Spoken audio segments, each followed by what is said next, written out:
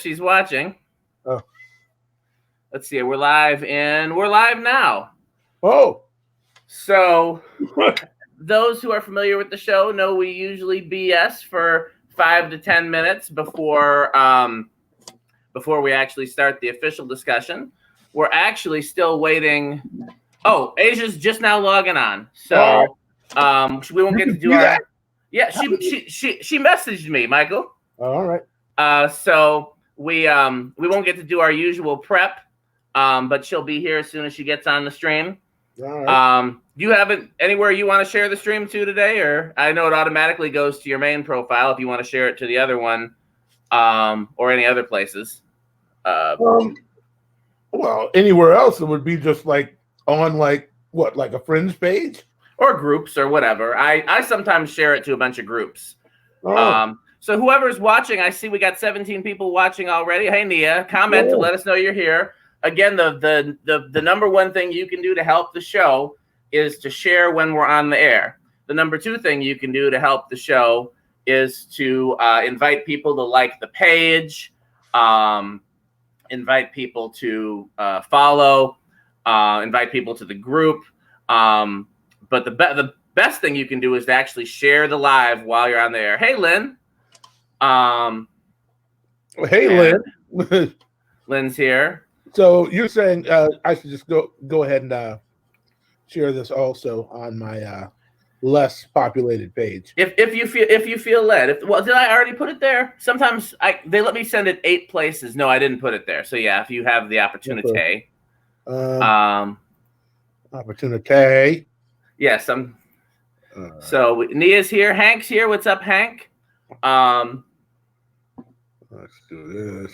We'll give Aija time to get here and give her time to share it as well, and then we'll start talking.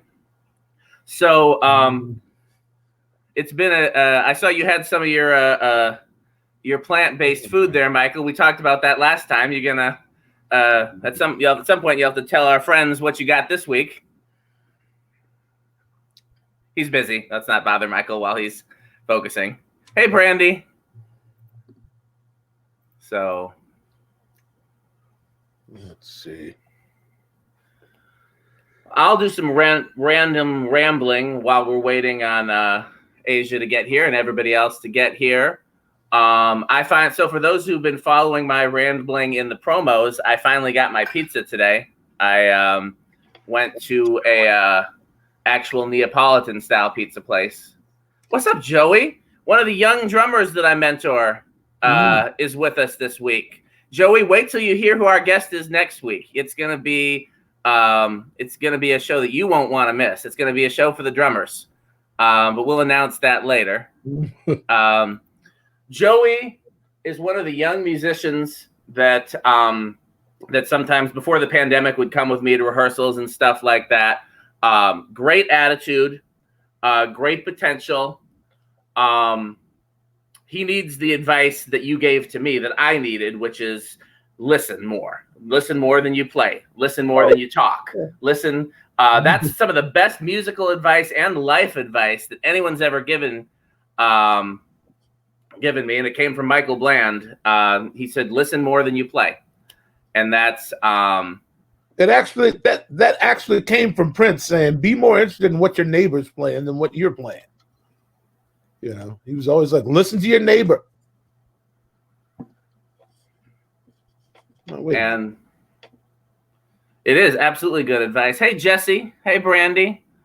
All right, I think I successfully shared. So. Again, for people who are just joining us, the best thing that you can do to help the show is to share the broadcast while we're live. So Brandy, Jesse, Joey, Lynn, Hank, Nia, everybody that's watching, hit the share button.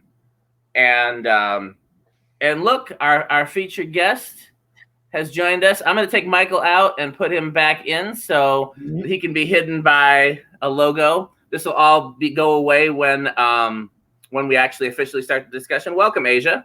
Hey, how are you? So normally we get a chance to do introductions between the three of us before we got on the air, but we're actually already on the air now. So meet Michael Bland. Hey, how are you? I'm fabulous. Thank you. Michael, that I'm eating. It's all Michael, good. It's dinner time in the Bland house. Yeah, So, I was actually just cooking. That's why I was running late. My bad.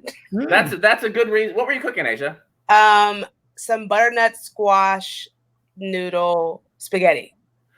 So are you doing a plant-based thing like Michael is doing? No, not plant-based, but definitely low carb. Gotcha. Yeah. Turkey spaghetti, but without pasta. Michael, is your thing low carb too, or is it just plant-based? It's just plant-based. We're going, one step at a time. I'm really just accepting the sound counsel that my wife gives me, and whatever she wants to experiment cooking, I'm happy to be a guinea pig. Sounds like a wise man. We're on our way to being at least vegetarian. I don't know if we're going to make it all the way to vegan, but we've at least made a concerted effort to remove animal fat from our regular routine. So we had a little PR issue last week where Michael's wife was worried that our friends and fans would think that she's starving you because you were so hungry on the broadcast with your new plant-based diet. I just want to make sure everybody knows Kim is not starving Michael. He's not being held captive. Michael, blink twice if you need us. So, everything's cool. So, okay, well, I think we've given enough people time here to get here. Aija, are you able to share the broadcast on your page so your people can join us too? I think she froze on us. She sure did freeze on us. So hurry up and come back. Yeah, she's not in the middle of a thought. She's just frozen. I thought she was cogitating. Thinking about it? Yeah. So. Wait. Okay, I'm going to have to take. Welcome back. Aija, have you had a chance to share the broadcast on your page? No, I'm doing that. Trying to find that right now. Okay. Let me see if I can help you. I'll tag you in a comment. Once you do that, then I'll take down the logos and everything, and we'll start the official discussion.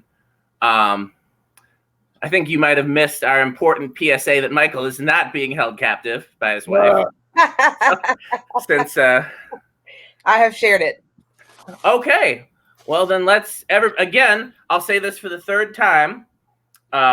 If you're a friend and fan of the show, the best thing that you can do to help us is to share the broadcast while it's live.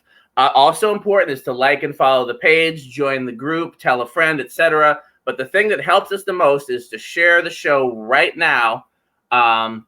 So let's get going. Let me figure out the layout that we want to do. What's wrong with that one? We can do this one. Normally we do this one so that we get to sandwich the guest. Yeah, but this is Aija. That feels like so close. Y'all want to change it up and do this one? I like that. Well, we'll try a new format this week. All right, and you get to see the MUSiPOLiTiX logo in the background. Yeah, there you go. So, ladies and gentlemen, it is my pleasure to introduce, by many modern drum publications, the best drummer in the world and one of the best friends I could ask for, a brilliant mind, and a cantankerous old grouch, as evidenced by. Ladies and gentlemen, I got to figure out where to point now because everything's changed. There I am. Hey, and I'm pointing up. Hey, 2 fingers up. He hails from Madison, Wisconsin. I do. He likes to knock the dust off that church organ. That's also true. He likes to fix your ceiling fan if he can. Fair point. He is more afraid of white people than he is of black people. I'm not afraid. I'm not afraid of nobody, Michael. All right. Well, you ought to be, especially in Kenosha. Well, we'll get there. We'll get there. We'll get to Kenosha. All right. We'll get there. Ladies and gentlemen, yeah, yes. Resident interpreter of all things collegiate and rural at the same time. Dr. Dan Spiffy Neuman, COVID survivor, half dead, still alive. I might have to look up some of those words you used there, Michael. So I will have the privilege. I don't know what I'm saying. Just typing letters and reading what comes up. So I have the privilege of introducing our guest this week, because this is somebody that I've known for years. She's a talented vocalist. She's a talented actress. She's a talented writer. And recently I discovered, and maybe this is a recent thing for her, maybe this has always been the case, I don't know, we'll find out. She's also a very involved activist from Rockford, Illinois, by way of Nashville, Tennessee, Miss Aija Penix. Hello. Aija Penix, we are so excited. Thank you. So let me ask you kind of a question based on that, because like I said, I've known you a long time through music. Yeah. And then the last time we really talked, you were I think writing plays in Nashville. Yeah, so I probably was writing films in Nashville, because I don't think have I written any plays? No. Okay, maybe it was films. I know you sent me a script to look at one time, and you did. I did. Yes, I did. That was a short film. Yeah, so I'm a film producer by trade now. That's how I make my bread and butter. And I was in Nashville at the time. I'm back at home now. Out here living my best life. So yeah. Okay. So I guess tangent, since we went there, is there any other biographical details or stories that you want to share that I don't know or didn't think to mention? I think you got it covered. Okay. So then here's my question, because the last time we talked, I knew you as a singer, both as an artist of your own music and a background vocalist. And then I learned that you were an actress and you were on network television and stuff like that. And if you have any cool stories to share from that, well, I'm sure we'll have time for it at some point. And then the last time we really talked, Nashville had been the site of a natural disaster. I think a tornado hit Nashville. Yes. And that was the last time we really talked. And then the next time that I saw you on social media, you were back home in Rockford, leading protests. So take us from leaving Nashville to being the face of a lot of these protests in Rockford. Well, wait a minute. But before you do that, was that tornado? Was that in March? That was in. It was either at the top of March or the end of February. Yeah, because we were just there. We played in Nashville. I was on tour with Soul Asylum. We played there, and like 2 days later, they said the tornado came and just messed all of Nashville, just messed it all up. Yeah, I actually have not been home, like to my mom's house in Nashville since all that happened. So I haven't even seen the city. Okay. But you go ahead and do. Sure. So I work all over the place. And so my mom lives in Nashville, and I was in Nashville for a while. Then I was working in Birmingham when the tornado hit. That tornado did hit my brother's apartment complex very badly. They ended up condemning the whole complex. They had to, they lost everything. They had to move. They were kind of stuck in their building for quite a few hours. It took my mom climbing through trees and, torn down trees and all kind of stuff to get to him and to get them out to rescue them, because rescue had given up. But they were all safe and they made it through. And then COVID hit. I was working in Birmingham at the time. I was directing a play and producing and directing a commercial in Birmingham right when COVID hit. And so I was planning on quarantining in Birmingham for as long as that needed to happen. And then my dad ended up having emergency surgery up here in Rockford. And so I came home, and I've been here ever since. And, during the time that I've been home, a lot has happened in the world. We've gone through a global pandemic, or we're going through a global pandemic that has claimed the lives of many millions at this point, and has drastically changed the lives of many others, and self-included. And there has been some national unrest that has gone on due to the perpetual brutality at the hands of law enforcement in this country. Yes. And so I was here at the time that George Floyd was killed. And it was shortly after that I had been made privy to some comments made by the police chief of the city of Rockford, ultimately calling children a waste of time. And specifically Black children a waste of time. And I was infuriated upon hearing that. And I started a petition calling for the police chief's resignation. It was a whole big to-do. We had over 16,000 signatures. It went into a hearing. Ultimately, the commission decided they did not want to hear the complaint because it was formally filed, and that was that. But in that process, George Floyd had passed away, and the city of Rockford held, like many of the cities all over the nation held, and all over the world really held, solidarity marches and solidarity protests with George Floyd and the family of George Floyd. And in the city of Rockford on May 30th, there was a protest, and that protest ended in mayhem and brutality at the hands of the Rockford Police Department and the Winnebago County Sheriff's Department. It has been 101 days since that original protest, and the law enforcement agencies just continue to brutalize people. They continue to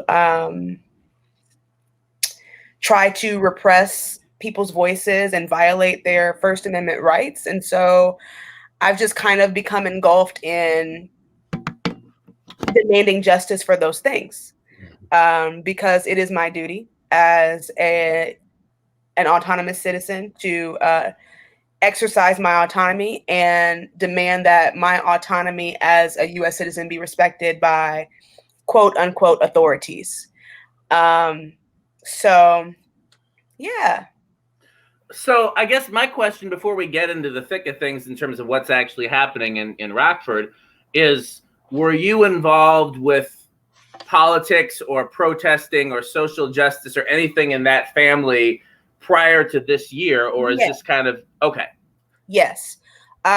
Specifically, two things. One, the art that I produce and the art that I participate in is usually radical Black works that have some sort of political statement, be it something that is, radical in politics or radical in ideology or philosophy.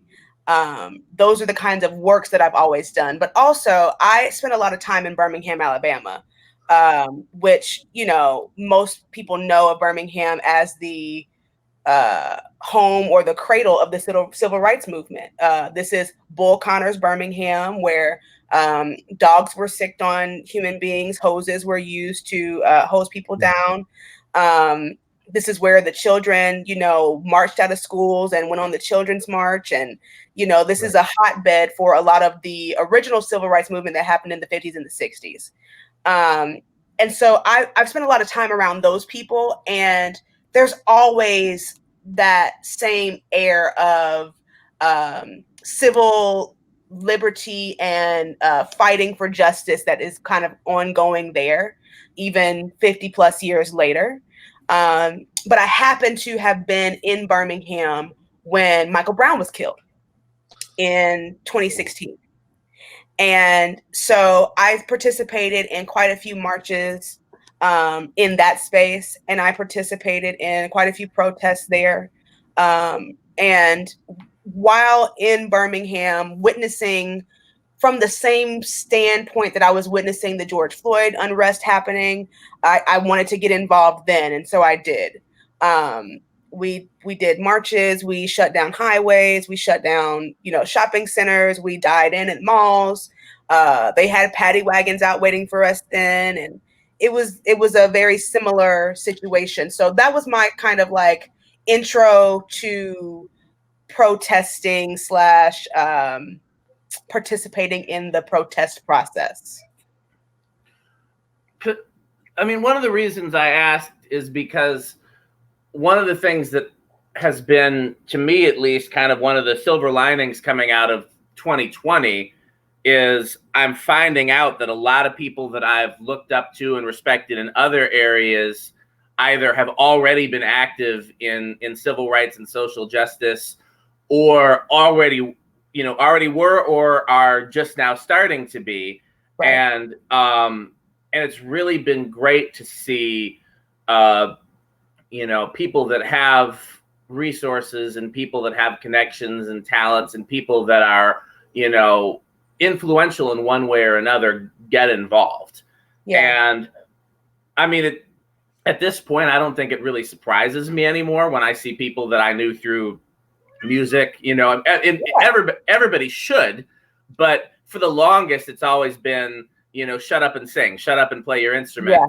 Don't, and you could even get in, I mean, there've been some situations where I've been doing gigs where they've been like, you are too vocal about this stuff. If you're, we're going to fire you if you keep on. I've never heard Strange Fruit.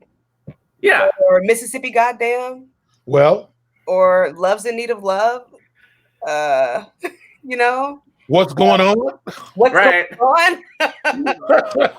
I mean, the art of the civil rights movement is probably the most lasting piece of it. I agree. Everything was political. Like, the thing is that, art reflects the times, or art reflects the situations that the artist is living in. And when the artists are people who are ostracized and people who are brutalized or people who are oppressed, then that's what you're going to hear about. So that's pretty much full on since the 60s. I mean, it wasn't just black people, those white people too. Yeah, I mean, all those hippies and Woodstock and all that. That was a political movement. Yes, essentially. Yeah. Well, wasn't I'm trying to think specifically? Wasn't Bob Dylan's "Blowing in the Wind" written specifically about? I'm trying to think of what it was in the civil rights movement. I think it was written about a specific incident, wasn't it? I believe so. That I'm not sure about, but I would say Bob is not the one you want to hang your hat on, though, because he didn't show up to any. He was not active in the protests. He was. I saw footage of Joe Baez. He did the art, but there are so many artists that were active, and so many artists that dedicated their entire careers to politicizing the message in over the airwaves. Right. Yeah, like that's been the case. And what's ironic is that you talk about like Marvin Gaye's "What's Going On." Berry Gordy was terrified to put that record out. I believe it. He thought it was going to bankrupt Motown. He was like, "We don't sing about social issues. We don't write music about that. That's why they called it the sound of young America." They were trying to stay crossover, stay pop. Yeah. And nobody got on the bandwagon until they realized there was also money in civil unrest. There is. Exactly. I mean, it changed everything, that record. Yeah. I mean, not only was it it must have gone to #1. And if it didn't, Songs in the Key of Life was the first double album to debut at #1. Which was completely political. Like, that was a whole entire political. Yes, and again, Berry Gordy was like, "Stevie, we're gonna be bankrupt. What are you doing? 2 albums? How can you? What? And what do you have these monks chanting over here? And you writing these songs, Village Ghetto Land? It's gonna bum people out." Yeah, biggest record they had at the time. Yeah. I just looked it up. What's Going On was #1 on the R&B charts and #2 on the pop charts. Okay, that makes sense. I mean, that you asked people like. I remember it came up. I was hanging around Alan Leeds. I was on tour with Maxwell, and he was the tour manager. And somebody brought up What's Going On. He was like, "Man, What's Going On changed everybody." I mean, even James Brown did a kind of What's Going On record. Yep. It's like it really made everybody stand up and say, the art can be deeper than that. You don't have to keep writing about honey, baby, sweetie. Yeah. You can actually make money and have social consciousness. Like, I mean, really, Smokey Robinson said he walked in and Marvin was just playing the piano on something. He said, "What is that, man? He said, "When did you write that?" He said, "I didn't write that. God wrote that." Yeah. You know, it just These are the words that it wasn't not a different time, but you know, it just I don't know exactly what I'm saying, but I guess all I'm saying is that people unwittingly have been led by the artists of the day anyway. And just, I mean, maybe these people who are against it are just now waking up to it, but it's nothing new. Yeah, it's not new. I think that the thing that is new is that the people who are not artistic also have widespread platforms now. So they can publicize the anti-message just as far and as wide as most artists today can because of technology, because of social media. And so it may be a lot louder, you know, people may be louder saying, hey, we don't want to hear that. But artists have always been the streets politicians. Right. I mean, even the interviews they had of the Beatles separately and together later on, you know, their manager was like, "We don't talk about all that. Don't address any of those issues. That's not what you do. You four lads are supposed to just get on with your mop tops and sing them songs and make the girls get crazy. Don't talk about these issues. You're going to America. Shut up about the civil rights movement." But imagine who John Lennon would be to America today if he hadn't. If they let him say what he really meant to say earlier on in his career. John Lennon was politic and beautifully written politic at that. Like, you know.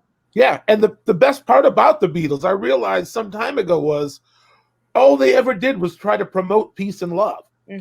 That they used their platform to promote world harmony, world peace. Yeah.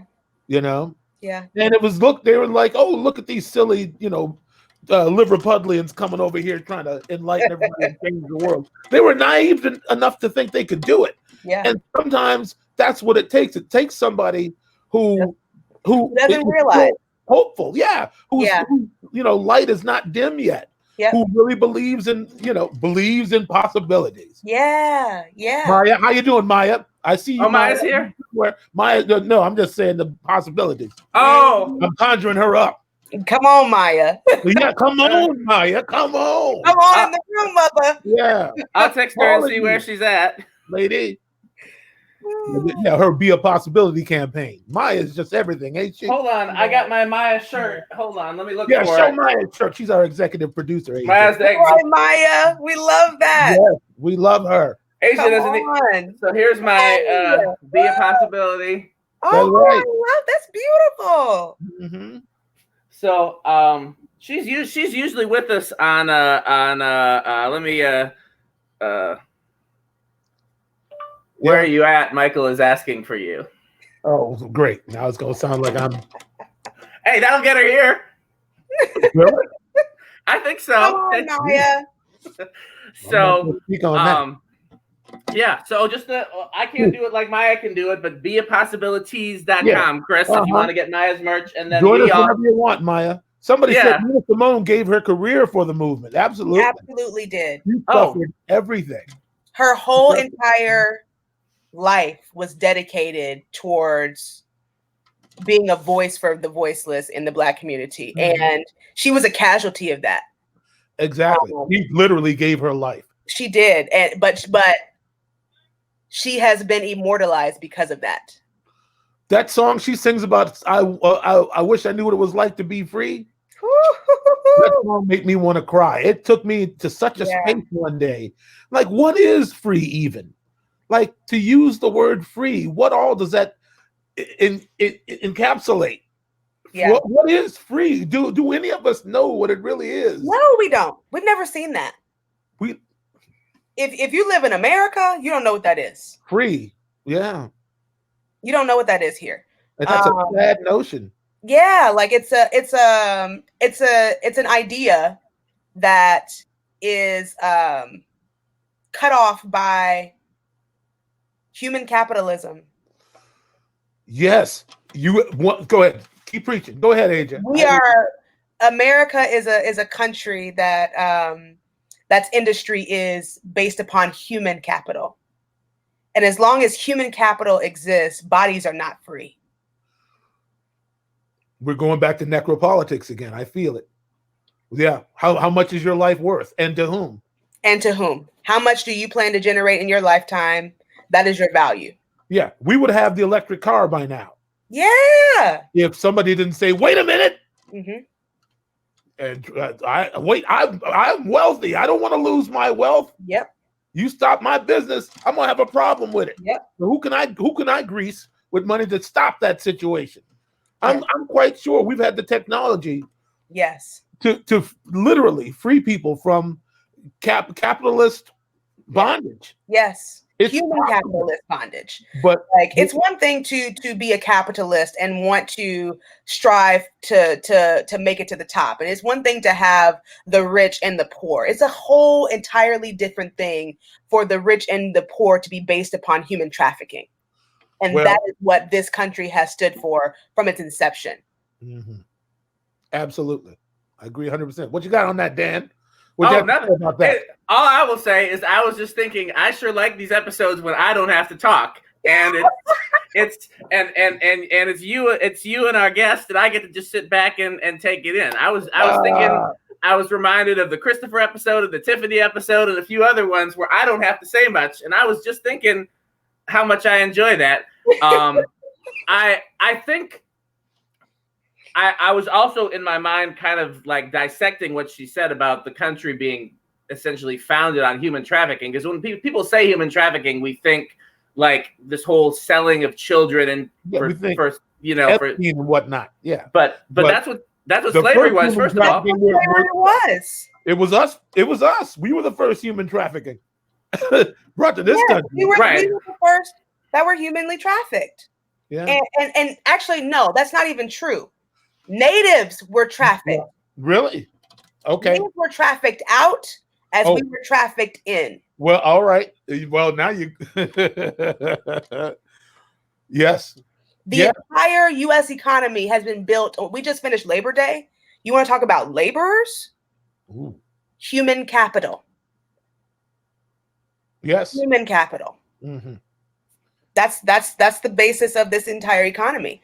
Mm-hmm. And thus it's the basis of the entire philosophy and the heart of this nation. The heart of this nation is to traffic human beings, to look at human beings as property and not people.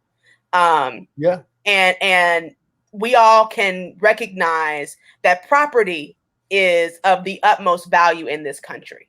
And yes.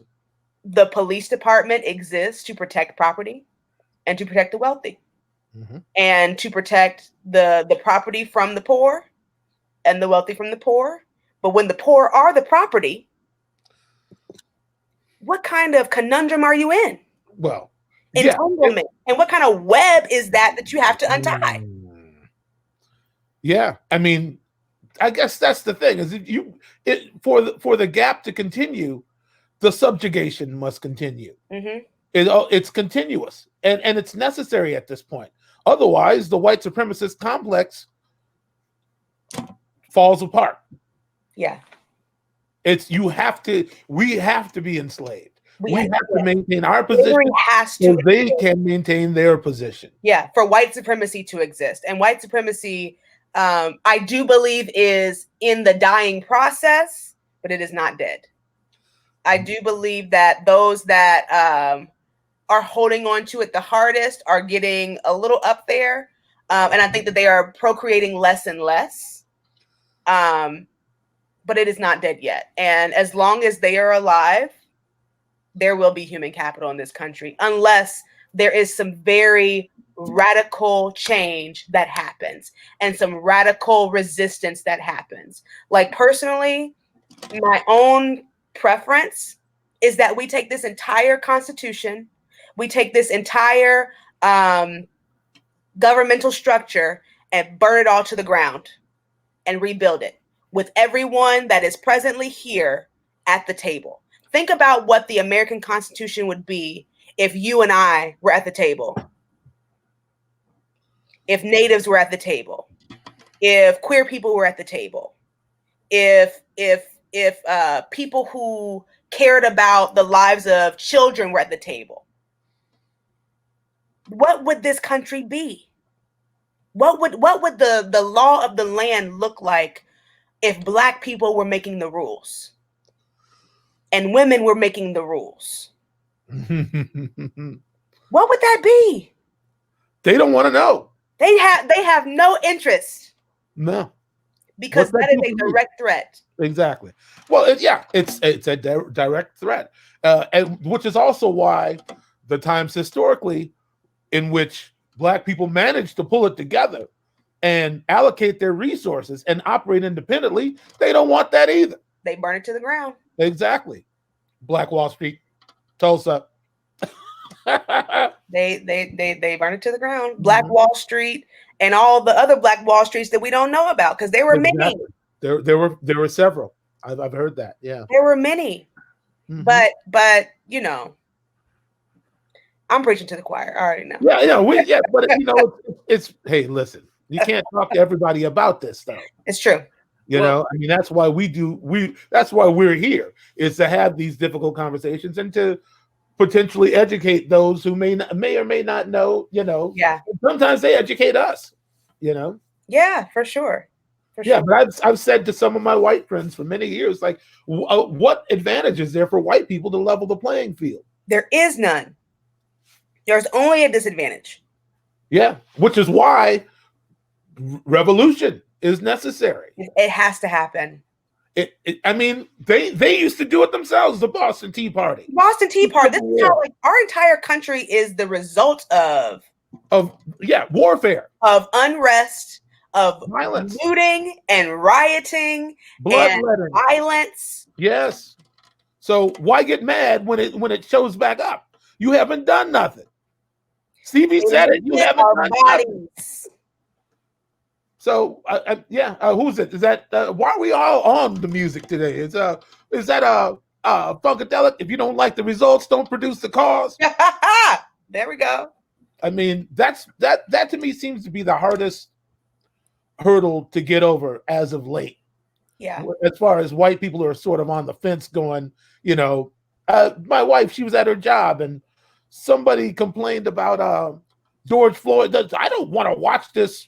The funeral was on, and they heard enough. One of her white co-workers had heard enough. They sick of hearing those Black people holler about all this. Trying to change my life. Trying to stand shoulder to shoulder with me. Who do they think they are? They only built this country. Only built it for free, and only, have reaped no benefits from that. Not even a thank you. Not even a thank you.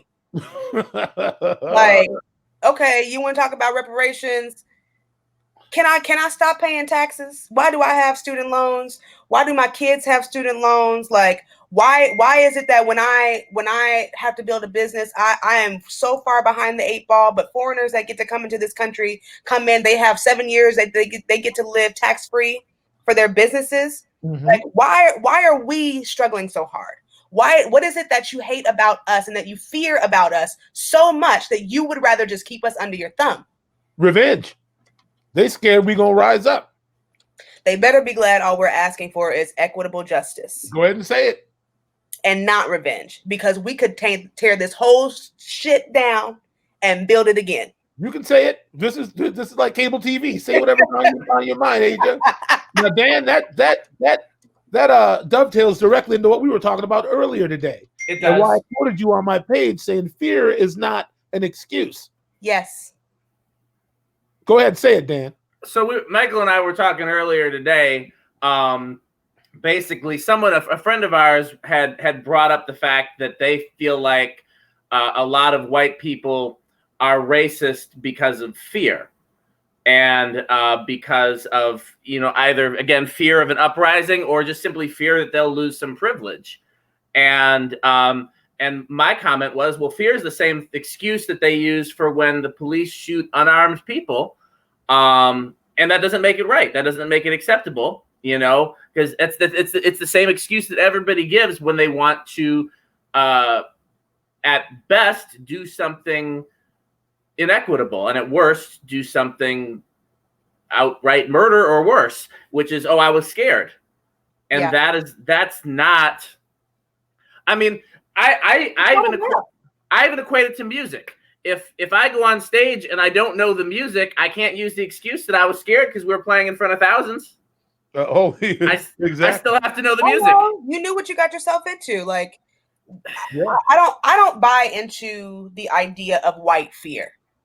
If anyone should be afraid of anyone, statistically, according to the FBI crime statistics, a white person is more likely to injure or harm a black person than the other way around. Statistically so. That's not a real fear. Well, that's a irrational fear, which is known as a phobia. There is no logic to it. I saw Toni Morrison say that. She thinks it's a mental health issue. Racism, it's deeper than that. It's deeper than a social phobia. It's a real irrational thought. Yes. It's a real superiority complex. Mm-hmm. And not just for the political jargon of it all. Like a real complex of I have to be here and you have to be here. Mm-hmm. I think capitalism is an illness in general. Preach. Why can everyone not have enough? Why is that an issue? Why does there have to be a lower class? The self-importance there it's pure narcissism. And narcissism is a mental illness. Well, I mean, it dates back to the beginning of human nature. People are always going to look for someone in every civilization, in every culture since the beginning of recorded history. People have always looked for people beneath them to oppress, because of wanting to gain power and or not wanting to lose power. But the concept of power is a narcissistic concept. It's not real. Power is not real. It is an idea that people have made real decisions on and have oppressed real people with. But the concept of power itself is just a concept. You can't show me power in hands. Like, you can show me strength, but you can't show me power. And you can show resources. You can show resources, but you can't show me power. But even the other side of that, because I was kind of unpacking everything in my head, is that certain resources only have value because we assign it value.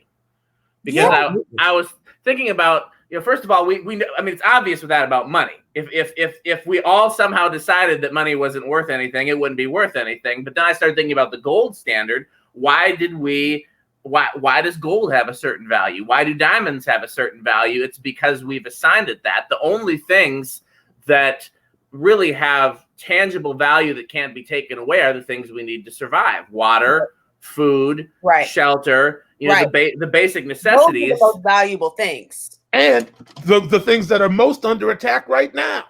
Yes. By what? the manipulation of power. Yes. And the destruction of that thing. It's a governing principle. Yes. Without it, the whole thing falls apart. Yes. And not only does it fall apart, but what does it fall to? It just falls to coexistence. That's such a, the one thing I did not know, just jumping back into out of the conceptual and dealing with what's happening right now. Mm-hmm. The one thing that I did not know before really stepping foot into this activism. I don't like to use the word activism. Why is that word? I don't consider myself an activist. I consider myself an advocate. I am advocating for those that cannot advocate for themselves. Yes. Activism to me is a heavy term that I believe is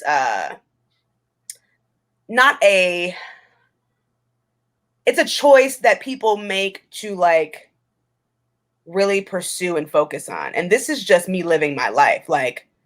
I live my life believing in just causes and fighting for justice in the smallest of small things to the biggest of the bigger concepts.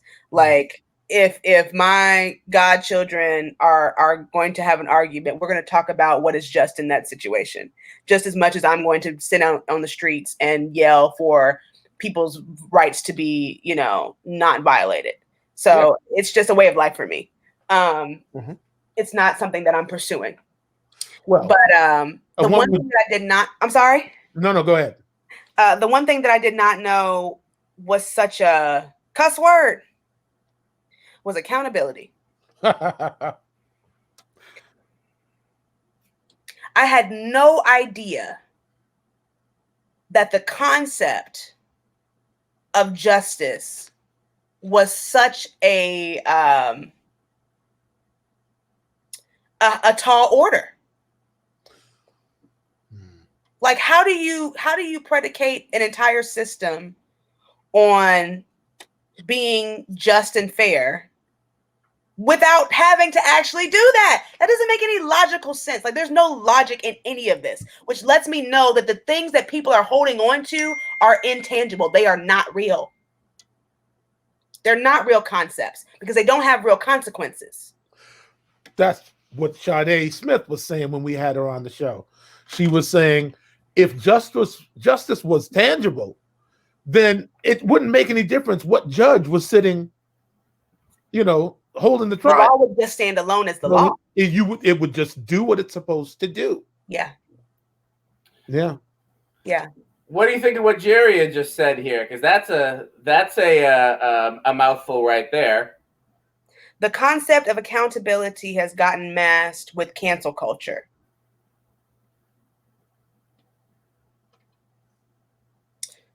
Is cancel culture accountability? Like, I know there are a lot of people right now that hate the idea of cancel culture because people want people to be able to, you know, better themselves and change their minds. And, you know, if you cancel them forever, they don't have the opportunity to restore justice. But if justice is not restored, why shouldn't they be canceled? Like, I'm a restorative justice person. I believe that justice is practical. I believe that the person that is the victim gets to choose how the villain repays them for what they're subjected them to. And if that debt has not been repaid, it's still a debt. And the consequences that you get from that debt are your consequences until the debt is paid. Once the debt is paid, we have no more. It's canceled. Like, the debt itself is canceled. I cannot hold you accountable to that because you've paid your debt. Don't nobody want to be told nothing about themselves. Oh, well. No, I disagree. I've managed to have some very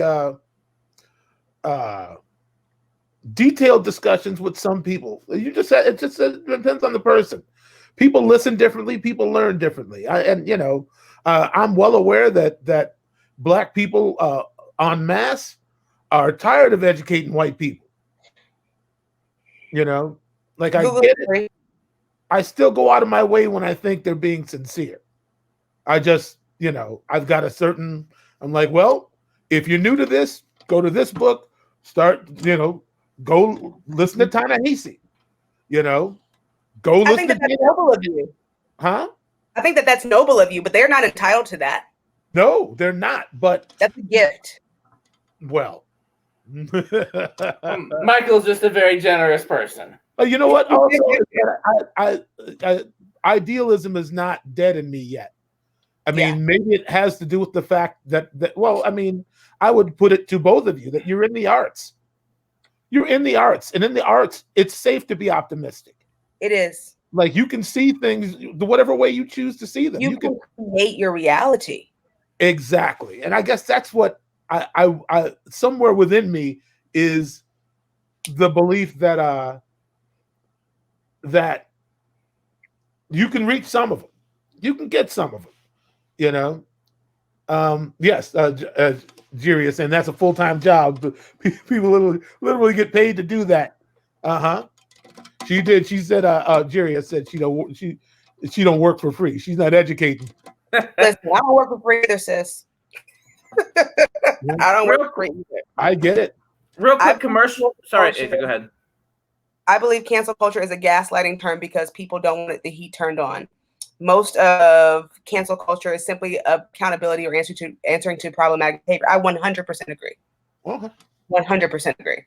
Real quick commercial break for anybody who's commenting and it's not showing up with your name, it's just showing up Facebook user. Go to this link and give StreamYard permission to access your profile, and then we'll get to see who you are. So for this person, whoever that is, and anybody else whose name and picture isn't showing up, that's the links to give the permission so that we can see you. So go back to it, Aija. Go ahead. No, I was just agreeing with that statement. Yeah, I think that gaslighting is the way of escapism that is happening right now in all of these social justice issues. People are just being told that they're being unreasonable, and people are being told that, you know, their cause or their belief is extreme. And it's just because people don't want to deal with the discomfort of facing their privilege. And I don't mind making people uncomfortable. Right. Can you put up Diane's comment? Absolutely. I did it by accident, but I'll do it on purpose this time. Yeah, I mean, but Diane, I understand where you're coming from, but knowledge is free.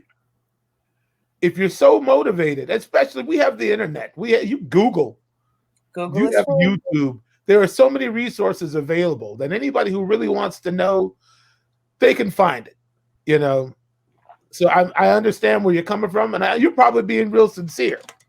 But the reality is that if you're interested, the truth is out there. Yes. You know, there are exposés, you know, that have been written time over and over and over again in this blog era of, you know, what people can do to educate themselves on the social justice issues that exist, down to the sciences and the studies and the literature. There's no need for anyone to go ask another person of color to labor in that when the work has already been done. Well, not only that, I'm thinking about it. It's like they ain't never listened to us anyway. 400, 500 years of, hey, listen.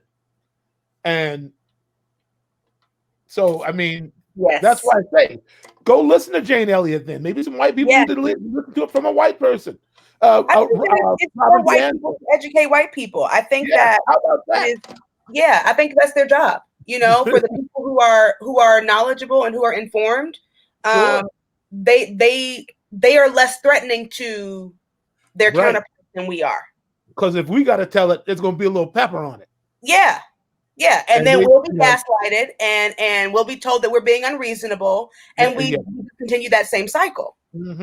I mean, and also having to explain, hey, Rashida, how you doing, girl? I see all y'all. I saw Charles, Chris Lundholm. We're going to have you on this show sooner or later.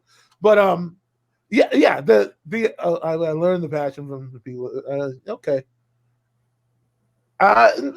They ain't that much coverage, I don't think.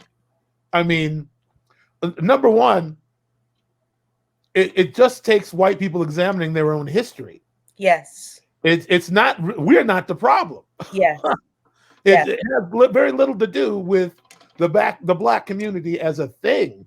It has to do with the perception of it from the opposite side. You would not ask a sexual assault victim to explain the science of sexual assault from their own experience. That's right. Why would you not do that? Yeah, you don't ask the person who is in trauma to relive their trauma for your understanding. Girl, you don't do that. Yeah, it's the same. That is gaslighting. Yeah. Even in all of your good intent. Right. We live in continuous trauma. To exist as a Black American is to live in a perpetual state of PTSD and trauma. Said it did. Said it was. Dan, you want to put something on that?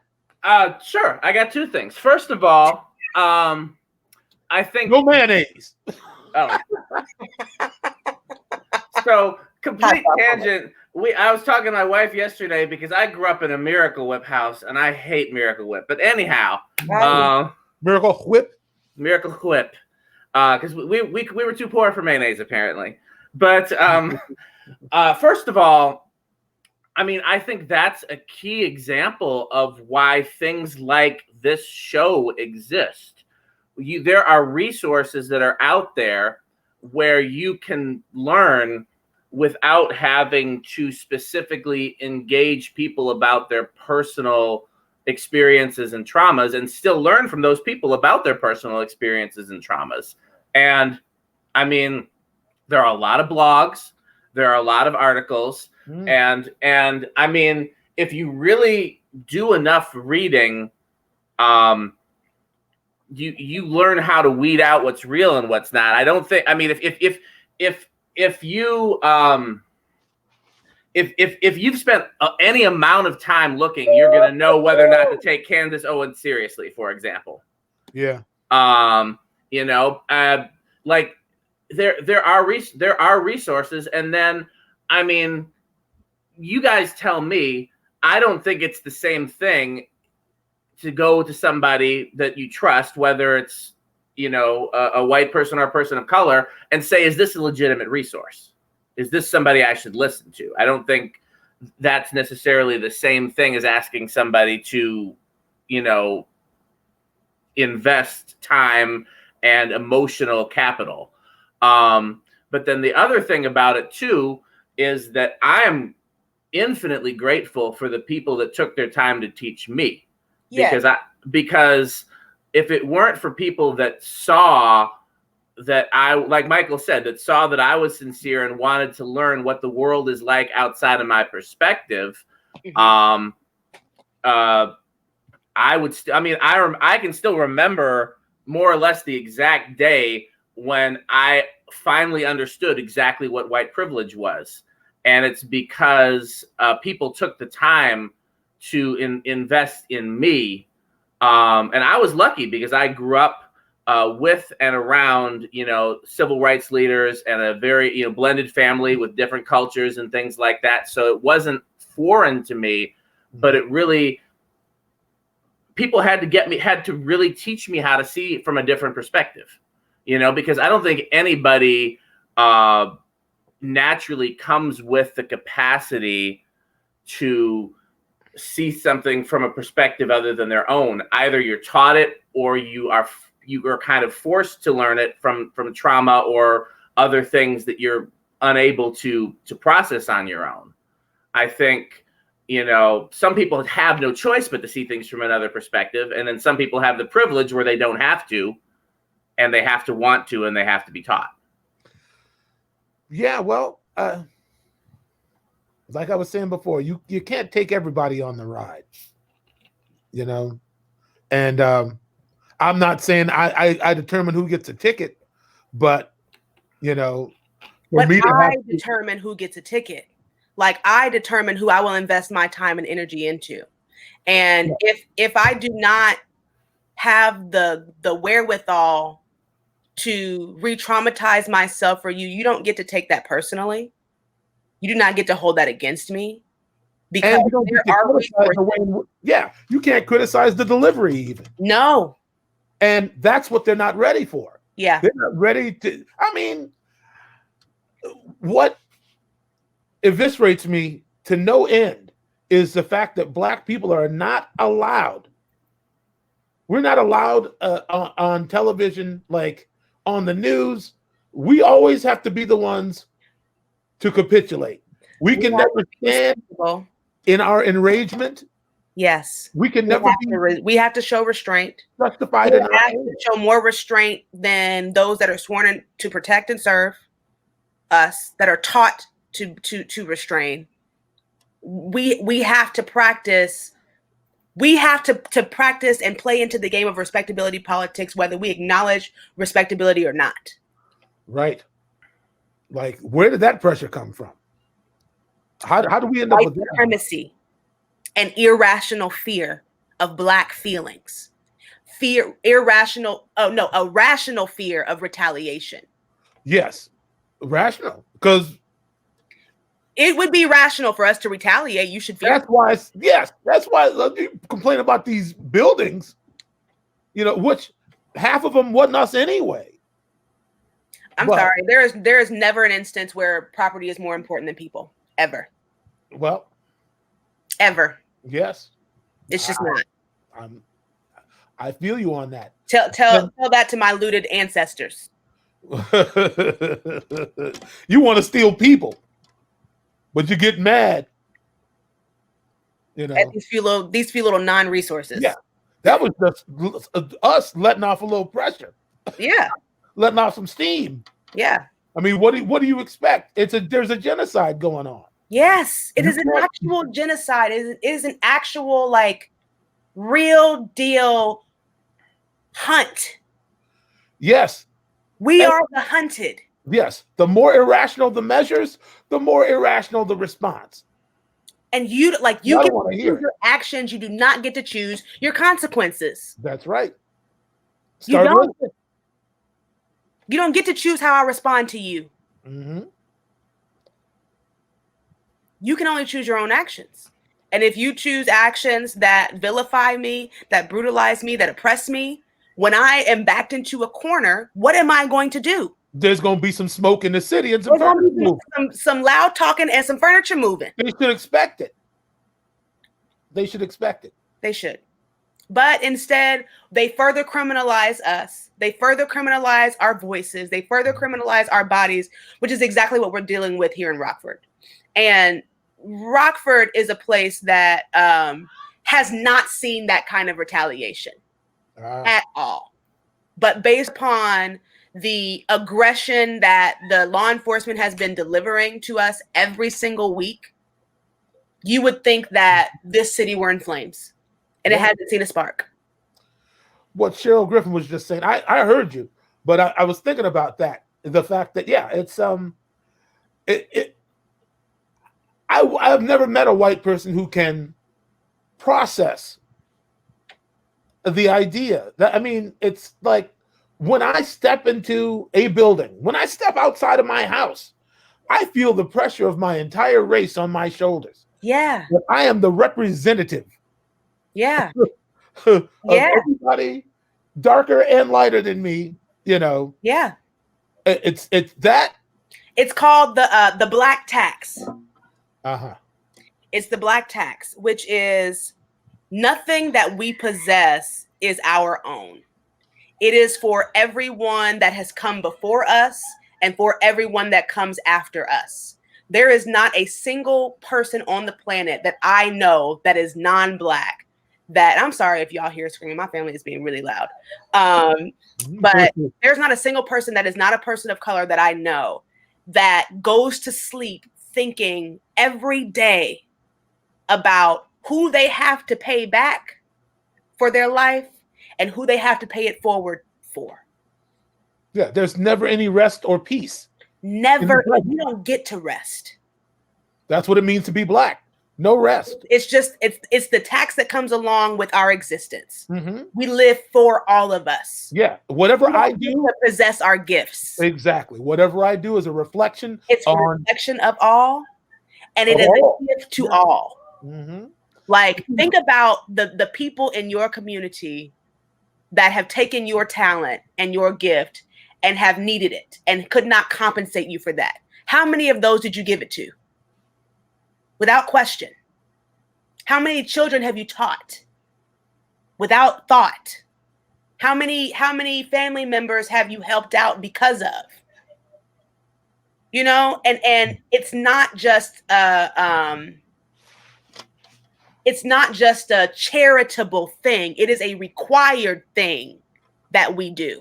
Mm-hmm. Black educators educate the whole hood. They educate every black child they come into contact with because it is their duty. Black artists give art to and entertainment to and give resource to all the community because it is their duty. It's just the existence that we live. I mean, you got me thinking about the Black Panther Party. Yeah. And how it just started is like basically like it's, studies show that if a child has a proper breakfast in the morning, that's all it was about. Yeah. Feeding hungry little Black children. It made me want to cry. Yeah. I think of that one brother. Hey, okay, beautiful young sister. Yeah, sit down. And that brother with the with the smock on, serving those kids. Yeah. Just serving them. It was just us trying to take care of our own. The government don't even want that. Yeah. And think about how many people don't have to think about that for their children, for the children of their community. Yeah. They never have to wonder what will happen if they go without. Yeah. We got to consider that. Even though there are people in their community that do go without, it is not this heavy burden that sits on their shoulders every day to figure out how to better white people for the community of white people for whiteness' sake. But every Black person that is remotely upwardly mobile sits with this tax on their shoulders of how to improve the Black community by and large and as a whole. Yeah. Every single day. There is no rest for the weary. No, and it's exhausting. And y'all want us to educate you about your privilege? Get out of here. I'm tired. I'm tired. I don't have time to think about that because I'm thinking about my children's children and the world that they're going to live in. And I don't even have children. What do you think about Cheryl's comment here? It's a human thing. Books ain't. Yeah, I mean, all you got to really do is look around. Look around. Think, use logic. Yeah, I mean, I can't really. That's simply the truth. It's just human behavior. My issue with it is that so many people, and I'm mainly referring to white people here, seem to be devoid of common sense when it comes to equity. And so I wonder sometimes, is it really an issue of common sense, or it's just really selfishness more so than that, in terms of if I can dehumanize other people, I don't have to think of them as somebody that enters my world, and then I don't have to, like, I don't think common sense is the issue, because if it was that, I mean, that's what got me caught up about that, because okay, I hear what you're saying, but no, it's really, I mean, it's a learned way of thinking. It's called willful ignorance. Well, now you literally took the words out of my mouth. there is that, but the common sense isn't really all that common. Yeah, people see what they want to see through their own lens. So I get that.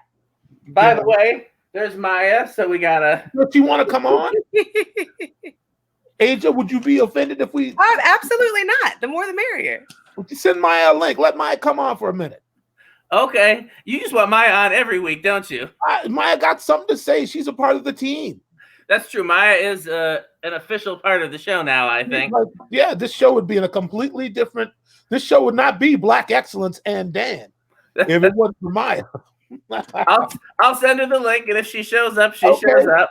She should. I mean, it seems like I've seen her comment a couple of times now, so she's engaged in the conversation. She may as well come on with it. Might as well. Okay. So, before we get too off in a different direction, and before we're about the halfway point now, I do want to make sure that you share what's been going on specifically in Rockford, because I would not have known about it if I had not been friends with you on social media, and other people from Rockford. And I think the only example that we have that's hit mainstream media has been Portland, where it's been more white than Black. But I can only imagine this is happening in a lot of cities around America right now, and especially in the predominantly Black cities, we're just not hearing about it. Yes. And before you get into that, I just want to throw Cheryl's comment up there, right. because I think that's so profound. Cheryl, you ain't never got to be nice. See, I don't understand what you're saying when you're nice. Woo! Just say it how you say it, Detroit. Yes. If you will not kill a dog, but you will kill a black person, you don't need no books. You don't need them. I can't argue with that, but I don't. It's not an idea of decency. It's an idea of it's like the reality of you being an actual villain. Like that's real hatred. Mm-hmm. But let's keep in mind, and this is what I've been kind of pushing around lately, is that people like to think of that the brightest people in the world are also the most benevolent. And there's a lot of smart people out in the world doing all kinds of evil. Yes. Let's not conflate or confuse the fact that just because you're brilliant doesn't mean you trying to do something that you're good. Positive. Yeah. And there she is. Are you here, Maya? Oh my goodness. I think Michael just wants to see you every week, Maya. I think that's all it is. Her presence is felt whether she's here or not is the point. So I love you too, Michael. So real quick though, I put Chris's comment up there because Chris is from Chicago. Yeah. Oh, okay. And Chicago is not only just as close to Rockford, maybe a little closer than I am, but it's in the same freaking state. And he also had no idea that this is the post that you made that really made me. That was for you, Maya, by the way, right there. Yeah. The post that you made, Aija, that really made me like take notice about Rockford specifically was when you posted that the police chief or somebody higher ups in the police force had made a statement before a protest even began that they would be arresting X number of peaceful protesters. And I'm like, how are you going to plan to arrest people before the event has even happened? Like that is the most like I'm trying to think of the word, like paramilitary. Well, I was thinking more in terms of like fascist and it's pure fascism. Yes. Like they're so blatant. Like if you protest, we don't care if you're peaceful, we're going to arrest you. And then I'm not trying to tell you a story for you, but apparently a lot of people are being charged with felonies too. Yes. So take us through it. So again, like this particular series of protests has been a direct response to the city of Rockford's inability to hold itself accountable regarding the brutality that occurred on May 30th. So May 30th, there was a protest in solidarity with George Floyd. There were over 100 people brutalized at that protest. There are people that are facing felony charges from that protest. There are people who were dragged out of their cars, beaten with batons, tased, had tasers activated in their legs for 9 hours at a time, beaten with shields. There were people pepper spray, tear gas, just brutality all around in response to some water bottles being thrown at cops. And the people that were throwing the water bottles and or throwing rocks at the building were not the people arrested. These were people who were standing in the middle of a field with their hands up. These are people who were being told to get in their cars, got in their cars, being dragged out of their cars. So all these protests have been in direct response to the injustice that happened on that particular day. The week that the investigation wrapped up after 2 months, the Rockford Police Department did a press conference where they ultimately said that they gaslighted. They said that, people are being unreasonable. The police department operated 99.9% within their policy and procedure. They said that, they found that they did nothing wrong. All of their officers were acting within their lawful duties by brutalizing all these people. And so that particular week also, City Market, which is a local farmers market event that happens outside during the summer, had been going on every Friday, and people had been showing up to protest at that event every Friday because it's Rockford. There's not a lot going on because of COVID. And so, a protest is designed to disrupt the status quo. And that's where the status quo had been kind of like going back to normal. So that's where the protest was staged. Mm-hmm. On July 31st, City Market canceled their event, but the protest still went on. And there was a wife of a sheriff in traffic. The protest had been taking place at the crosswalk, and people were taking the crosswalk to do their protest, shutting down traffic on East State. And up at the line, after multiple protesters had been hit by cars, this one lady stopped her truck and she just sat there. And she sat there and, inched up to people, threatening to hit them, things of that nature. She was on the phone. Suddenly, her son and her husband showed up. They were kind of walking back and forth. And this is prior to us knowing who this man was. Suddenly, a bunch of sheriffs show up. There was no law enforcement there at all. This woman sits there. She gets on the phone. This guy and his son show up. Then all the sheriff's department shows up. The sheriff's department rushes in, starts arresting people. And as they're arresting people, this man and his son go in to attack this young Black woman who had on a head wrap and a face mask, much similarly tied like a hijab. The son had her in a headlock. The dad is trying to attack her from the other side. They're trying to unmask her. And a young lady who was on the sidewalk runs off the sidewalk to try to help this girl. And they end up arresting them both, charging them both with felonies. And so this was the first set of arrests at a protest since the 30th of May. And in this particular arrest was kind of off guard. We had no idea that they were planning this. This was not one of the ones that had been planned. So, of course, once that happened, that really riled the people up. The very next day was a Back the Blue rally in which there was a counter protest outside of the Back the Blue rally, and some Back the Blue people incited some violence in which the sheriff's department and the police department reacted by jumping out of military tanks with tear gas and pepper spray, beating people, knocking people over, assaulting people. Agitators were assaulting people.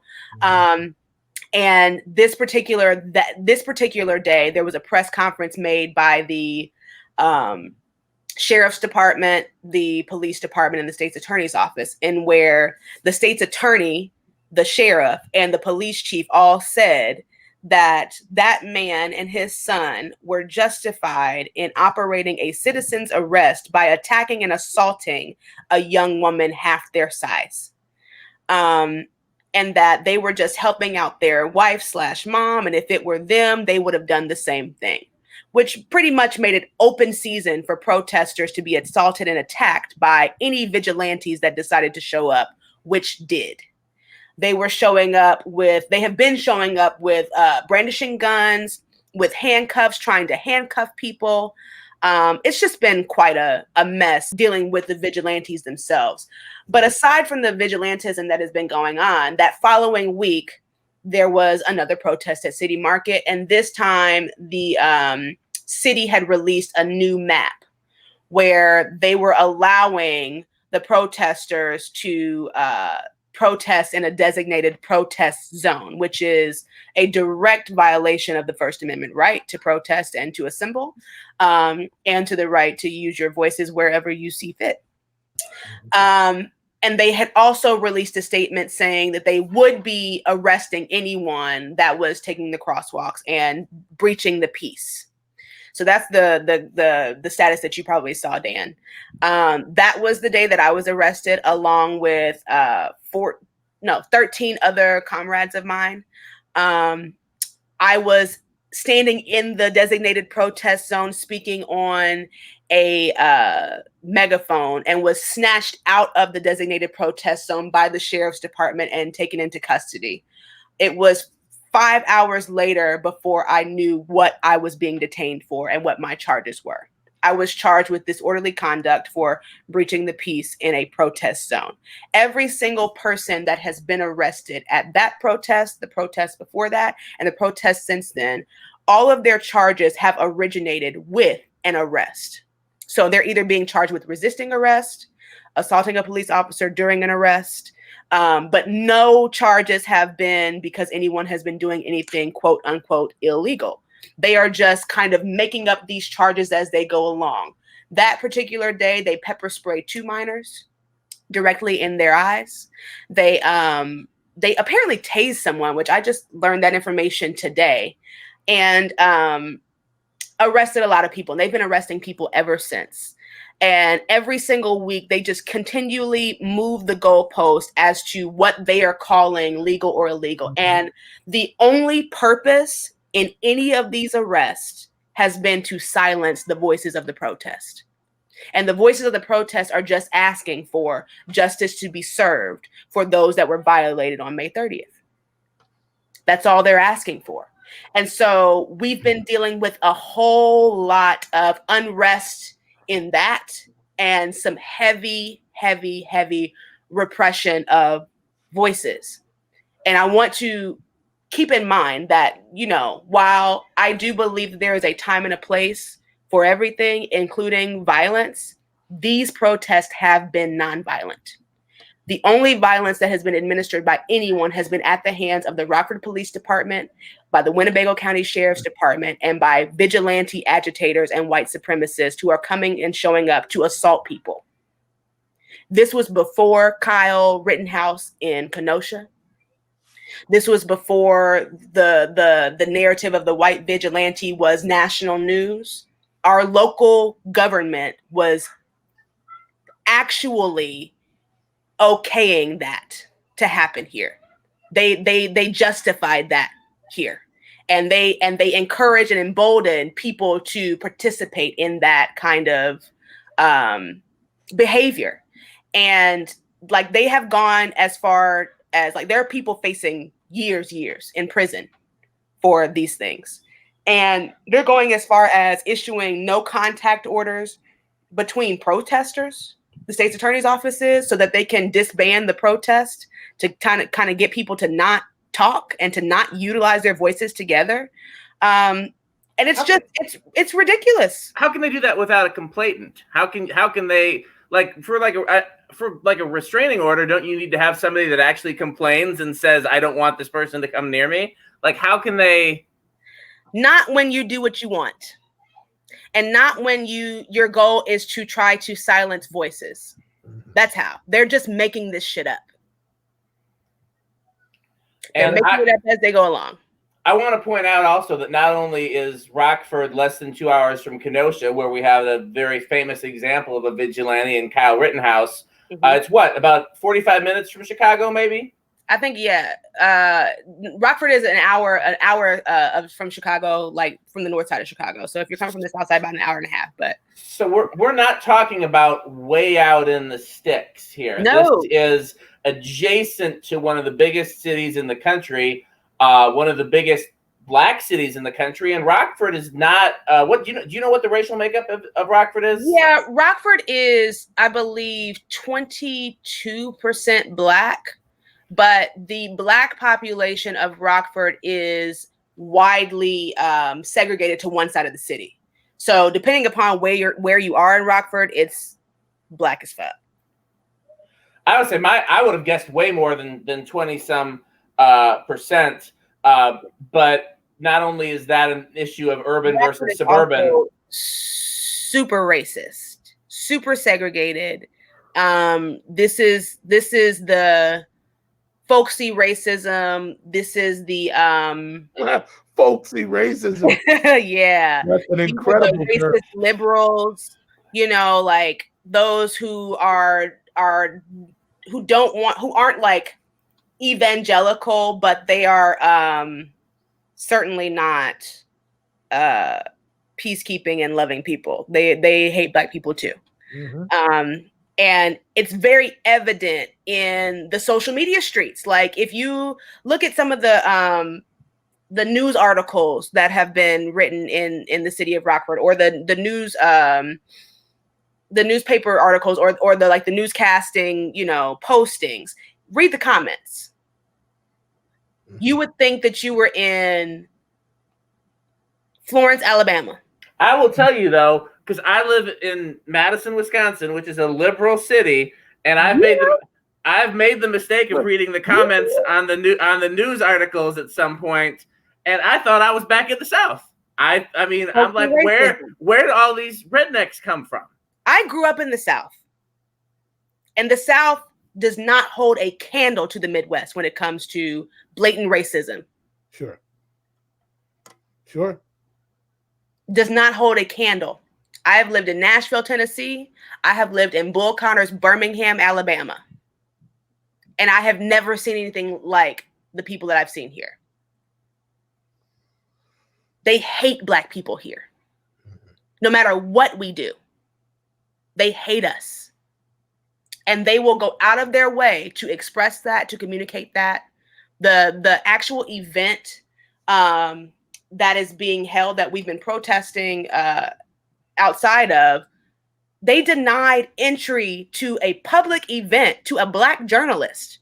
And had it not been a journalist who that happened to, and had it not been a white journalist that vouched for them, that story would have never been told. People get denied entry to that place all the time. If you have a certain look, you wear a certain thing, you speak a certain way, you don't belong here. Mm-hmm.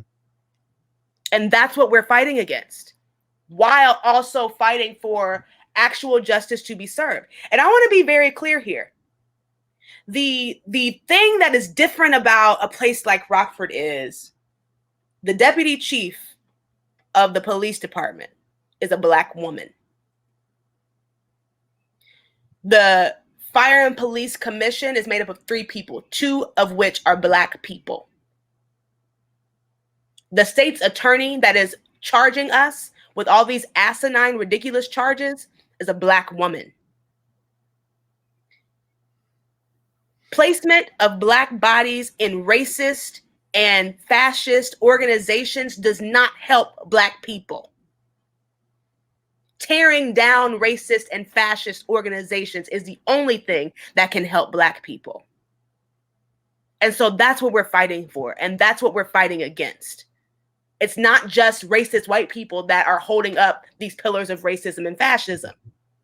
It's niggas too.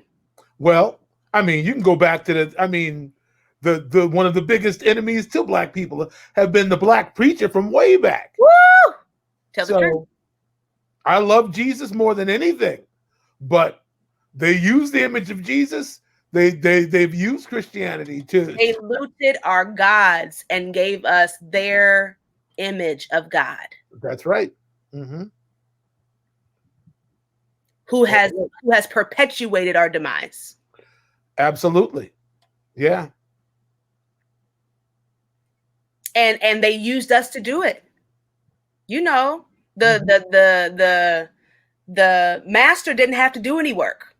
Well, yeah. I mean, I from what I remember about like the investigation on Malcolm X's murder, they got a Black dude to do it. Yeah. Get one of their own. Infiltrate from the inside. Infiltration. And that's what's happening here in the city. And you can see in some of the comments, there are a couple organizations that you can follow to just keep up with what's going on in Rockford, because, you know, I wish I could say that this were an anomaly, but it's not. Like, this is happening literally all over the country. All these small towns that people are not familiar with, or people, you know, have barely heard of, where there are Black people existing, they are being oppressed. And they are uprising because of it. And it's a righteous movement. Mm-hmm. It's a righteous movement. I think it is our duty. Who is it? Assata Shakur said it is our duty to fight for our freedom, and it is our duty to win. We cannot just let this slide by as another almost moment in history. Mm-hmm. We have to either jump on the bus or get off. Well, and if you don't get off. Let us handle it. Exactly. Don't be in the way. Don't police what I'm doing. That's right. Stay out. I don't need another enforcement. Stay out the way. You want to keep me down? Keep me down. Stay away.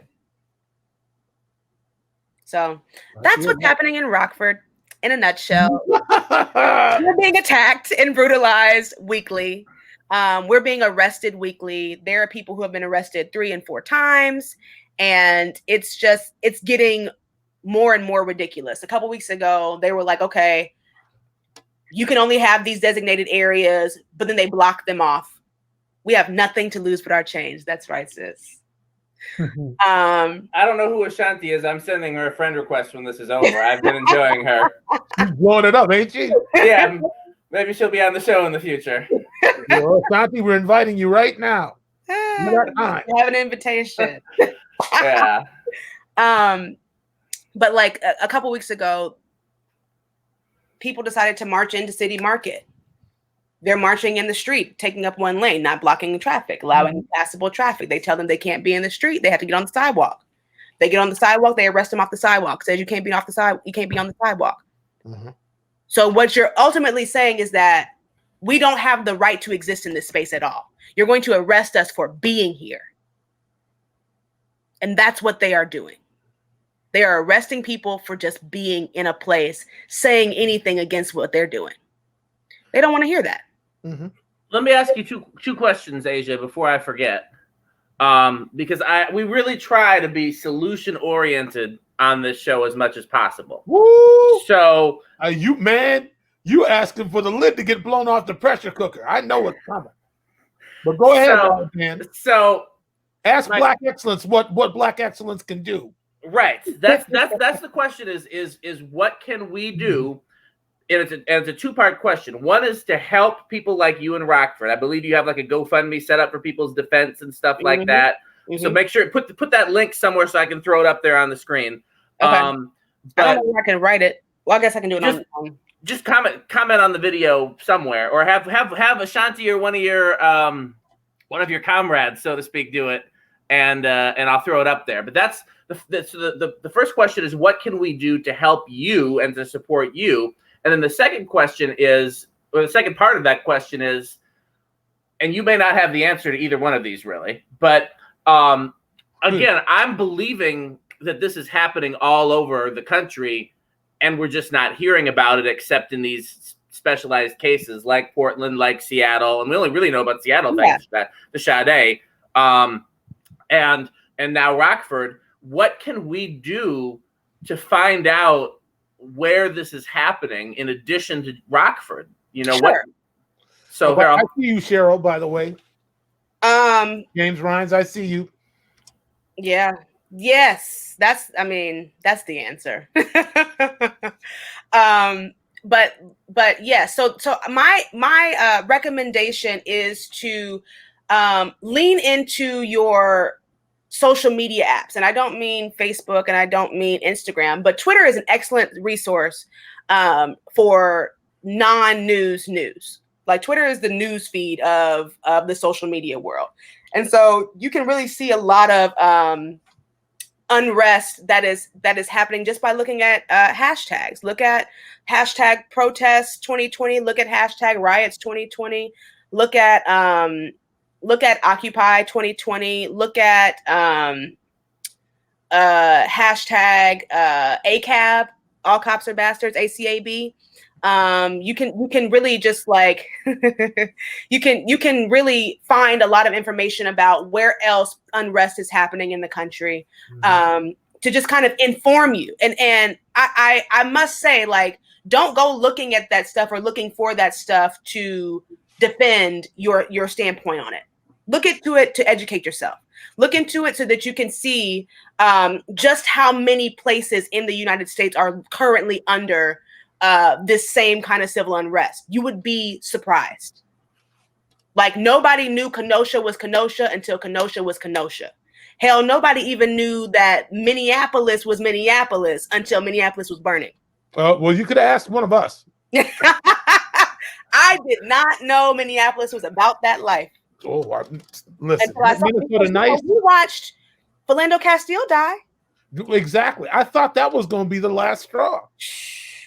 We had a couple more straws to go, huh? We had a couple more, and they went. They went. So that's where you can go to educate yourself. What you can do to help what's happening in Rockford is certainly donate to the defense fund. These people are facing real charges that have already altered their lives and their livelihoods, but have the potential to do that even more. And so supporting the Defense Fund, following Rockford Youth Abolitionists, following the May 30th Alliance page just to keep up with what's going on in the city so you can kind of see what's happening is an excellent help. As far as like manual work that can be done to help facilitate the things that are happening on the ground, call the state's attorney's office of Winnebago County, of Rockford, Illinois, and tell her to drop those charges. Call her superior. Reach out to the Attorney General of Illinois.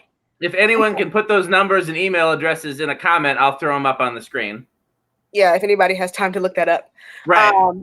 Yeah, like really demanding that justice be served. We're looking to have an independent investigation done by an outside entity into the atrocities that have happened on May 30th and those atrocities that have happened since then, which has been July 31st, August 7th, August 14th, August 21st, August 28th, and now September 4th. And I am, if history goes to show us the future, this Friday there will be more. Okay. This past Friday, we had agitators come from Kenosha. We had police officers come from Kenosha to participate in the opposition. So we're facing a very dangerous situation here. But we know that some things are just worth fighting for, and we're doing everything we can do to keep ourselves safe. Really like looking into the things that Rockford Youth Abolitionists and the May 30th Alliance post, if they have any funds out there that you can donate to them, because a lot of those donations go into the education of the political education of the community, really, informing people about civil resistance and civil unrest so that they know how to maneuver and how to operate dealing with opposition. Which is vital information for people that are taking on the ground. I have had to stop myself from using the word peaceful when I talk about these protests, because I keep saying that there is no such thing as a peaceful war. And this is a war zone. This is a real deal war zone that people are really fighting for their lives and the lives of those that look like them and the lives of those that don't look like them. There are more white folks out here than black folks. Yeah. Most weeks fighting for these black lives. Well, when you've had enough, you've had enough. Appreciate them. Mm-hmm. I appreciate the heck out of them. Sure. I am grateful. I think that it, like, not that black voices need white voices to legitimize them, because that's not true.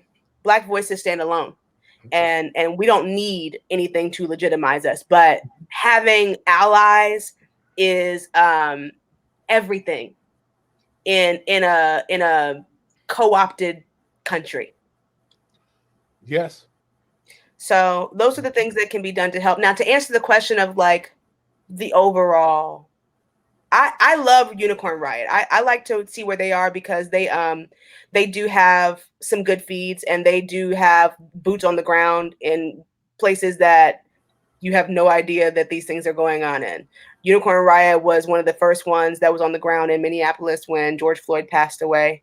So they are a good source of just watching live feeds and live footage.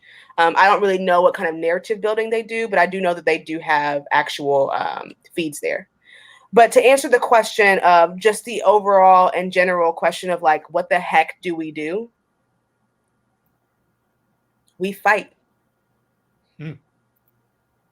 We have to tear this thing down.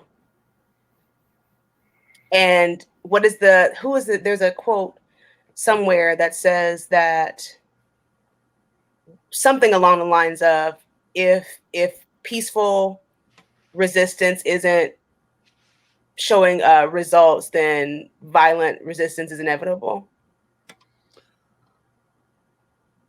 Yes. Yes.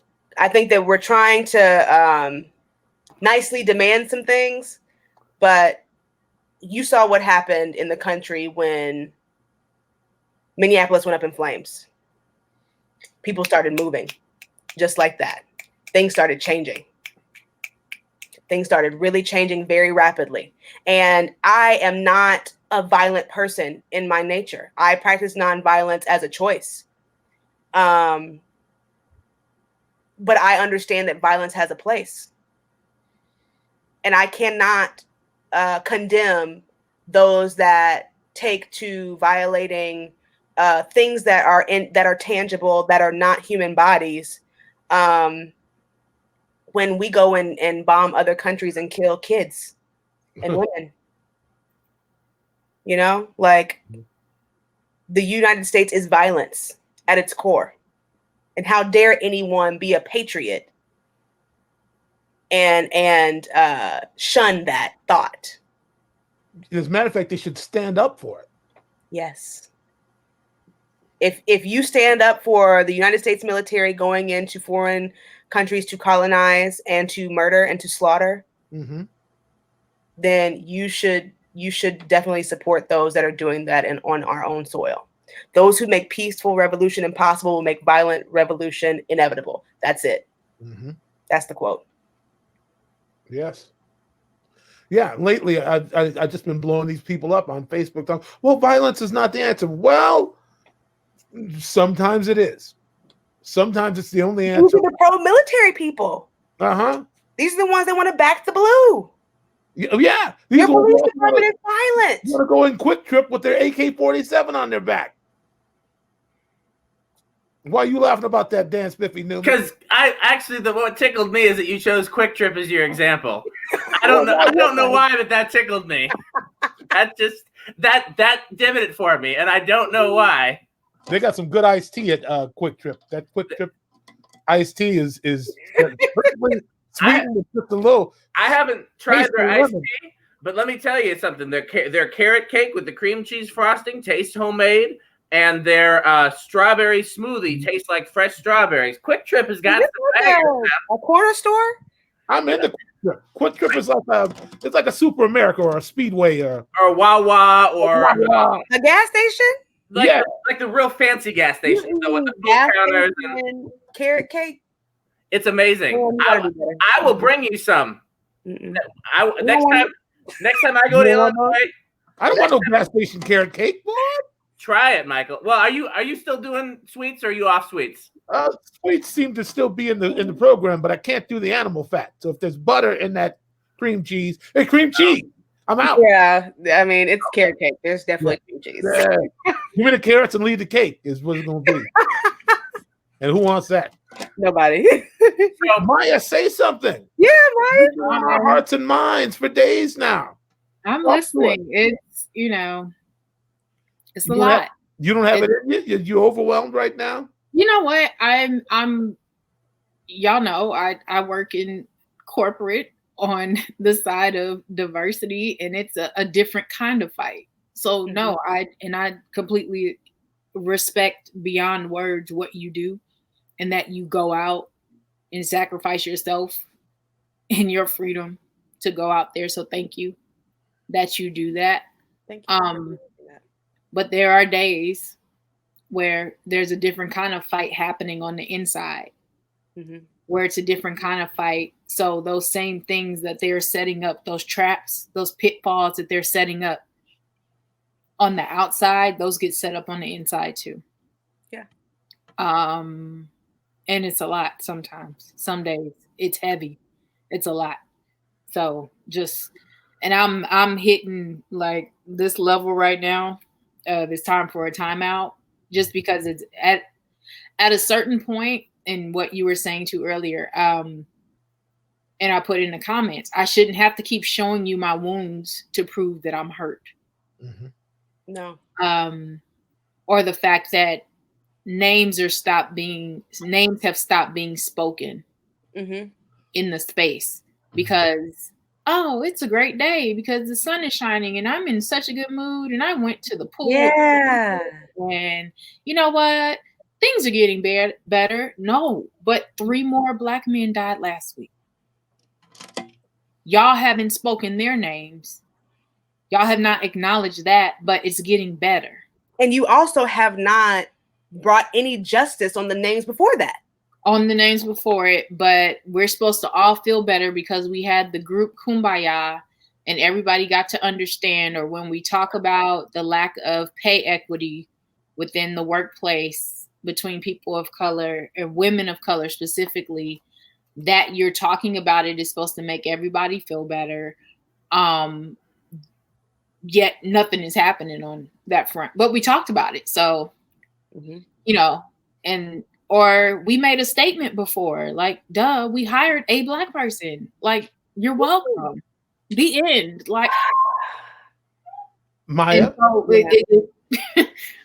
when you have to walk into that, and then so I've not heard it spoken about so much, is this what I've found lately, and especially coming from white women, is this level of aggression. Oh, the Karenism. Beyond the Karenism, it is this increased level of aggression within professional spaces of who do you think you're talking to. Basically, your moment is over. Even if in response to something that they don't like, even if it wasn't presented in an aggressive manner. And that coming up more frequently. And I think it is in response to being called out about privilege, to being called out about the issues that are happening, to being called out about actual action needing to be taken behind all these empty words and promises being thrown out there. And I find myself being increasingly vigilant about engaging in conversations with unfamiliar white people about race and equity, even though that is part of my job, because it feels like a gotcha waiting to happen. Yeah, you feel like you're walking into an ambush. An ambush, yes. Very much so. Dan, you don't count, but you know, just you don't get none of the good or the bad, do you, there, Dan? I'm just here for the platform. Maya? Yes. Can I ask a question? Please do. How much of this diversity and inclusion revolution in corporate America, how much of it is you might not be allowed to answer this question. My feeling from the outside is that it's a ruse. Yeah. For some places, yes. Of course. Okay. Did I say this to y'all, or was this somewhere else? I've just been talking all over Al Gore's internet lately, so I can't remember where I said it. But diversity is a business. Diversity is a business.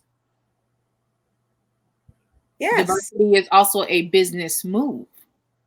Diversity. Yes. Diversity is a business.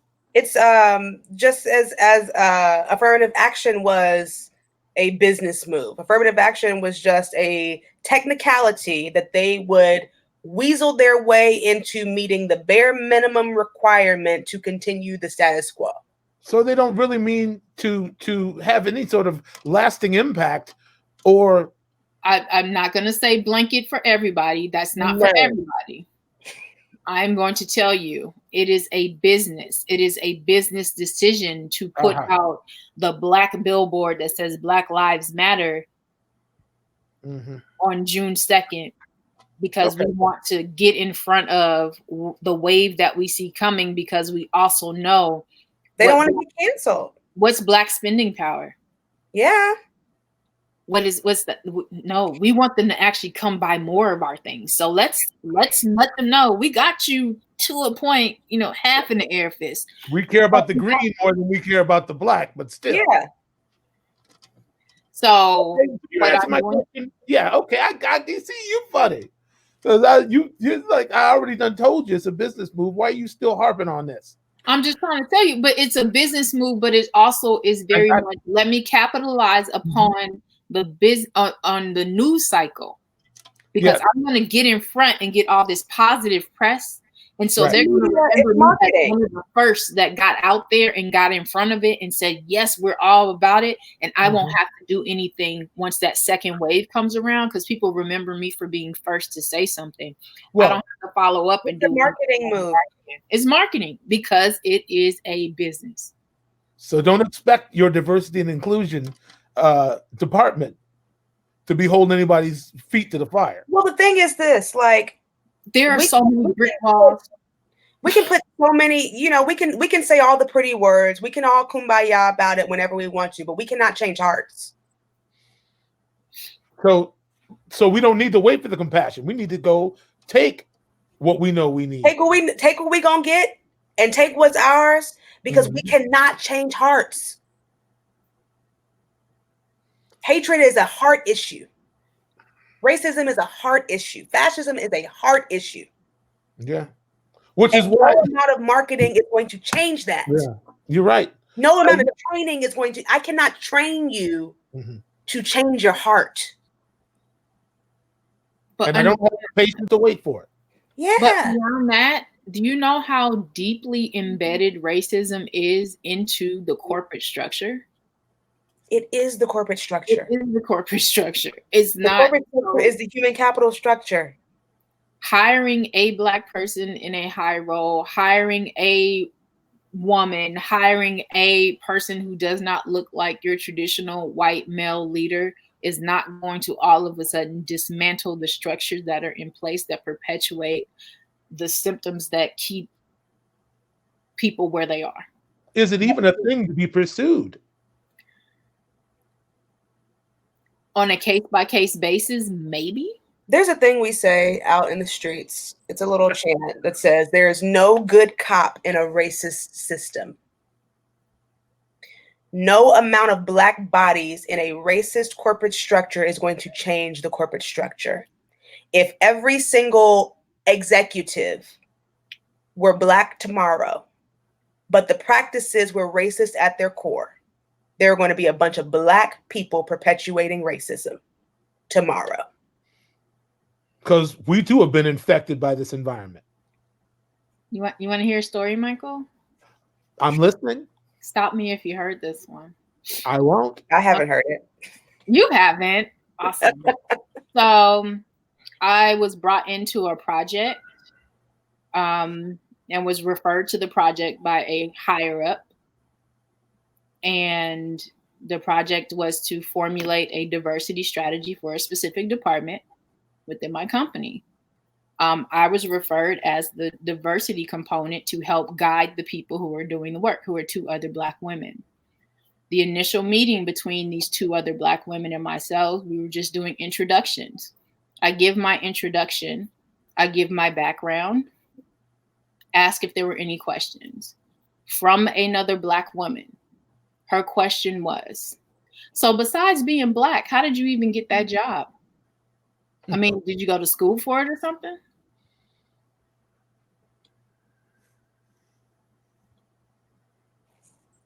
All right. Let me tell you, God has blessed me to not have to exist in corporate America. And I am grateful because I do not have the range to tolerate that level of disrespect. I will flip some tables. Like I said earlier, it's going to be some loud talking and some furniture moving. You do not get to question. You don't get to question me in that way. Read my resume, bitch.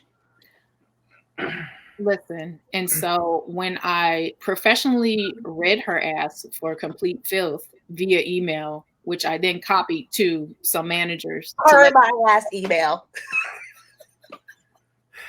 Copied for awareness. I noticed you checked out my LinkedIn. Right, because you don't know me, but I know you. And I see exactly who you are and where you came from. And what you're not about to do is try me, because you can't come anywhere near me. You really can't.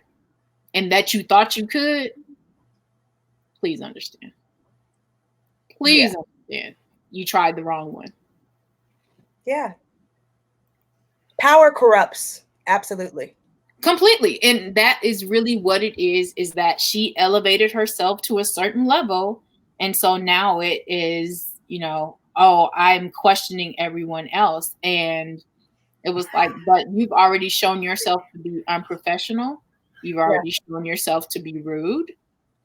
And now I got to give it to you straight, no chaser. Because even if I was going chill before, now I got to come at you twice as hard because you started it. And this is from a Black woman. Mm-hmm.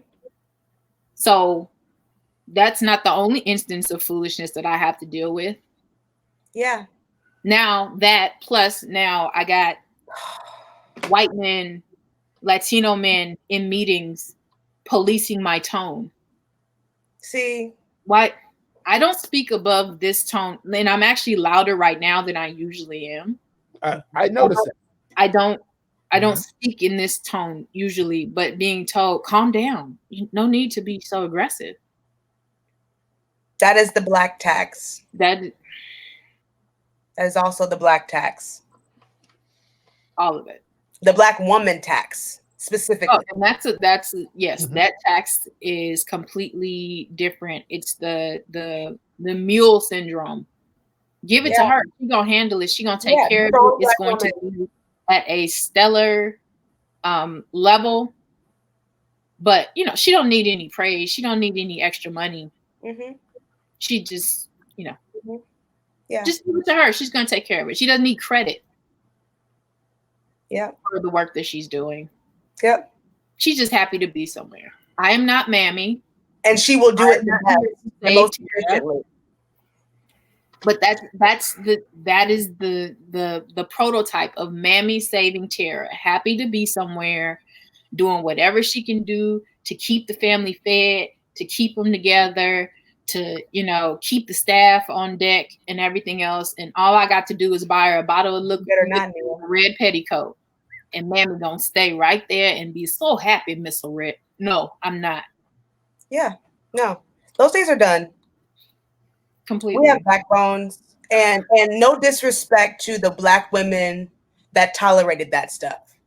No, not at all. We're here because of them. However, if my ancestors' wildest dream was for me to tolerate the same stuff that they tolerated, they didn't love me.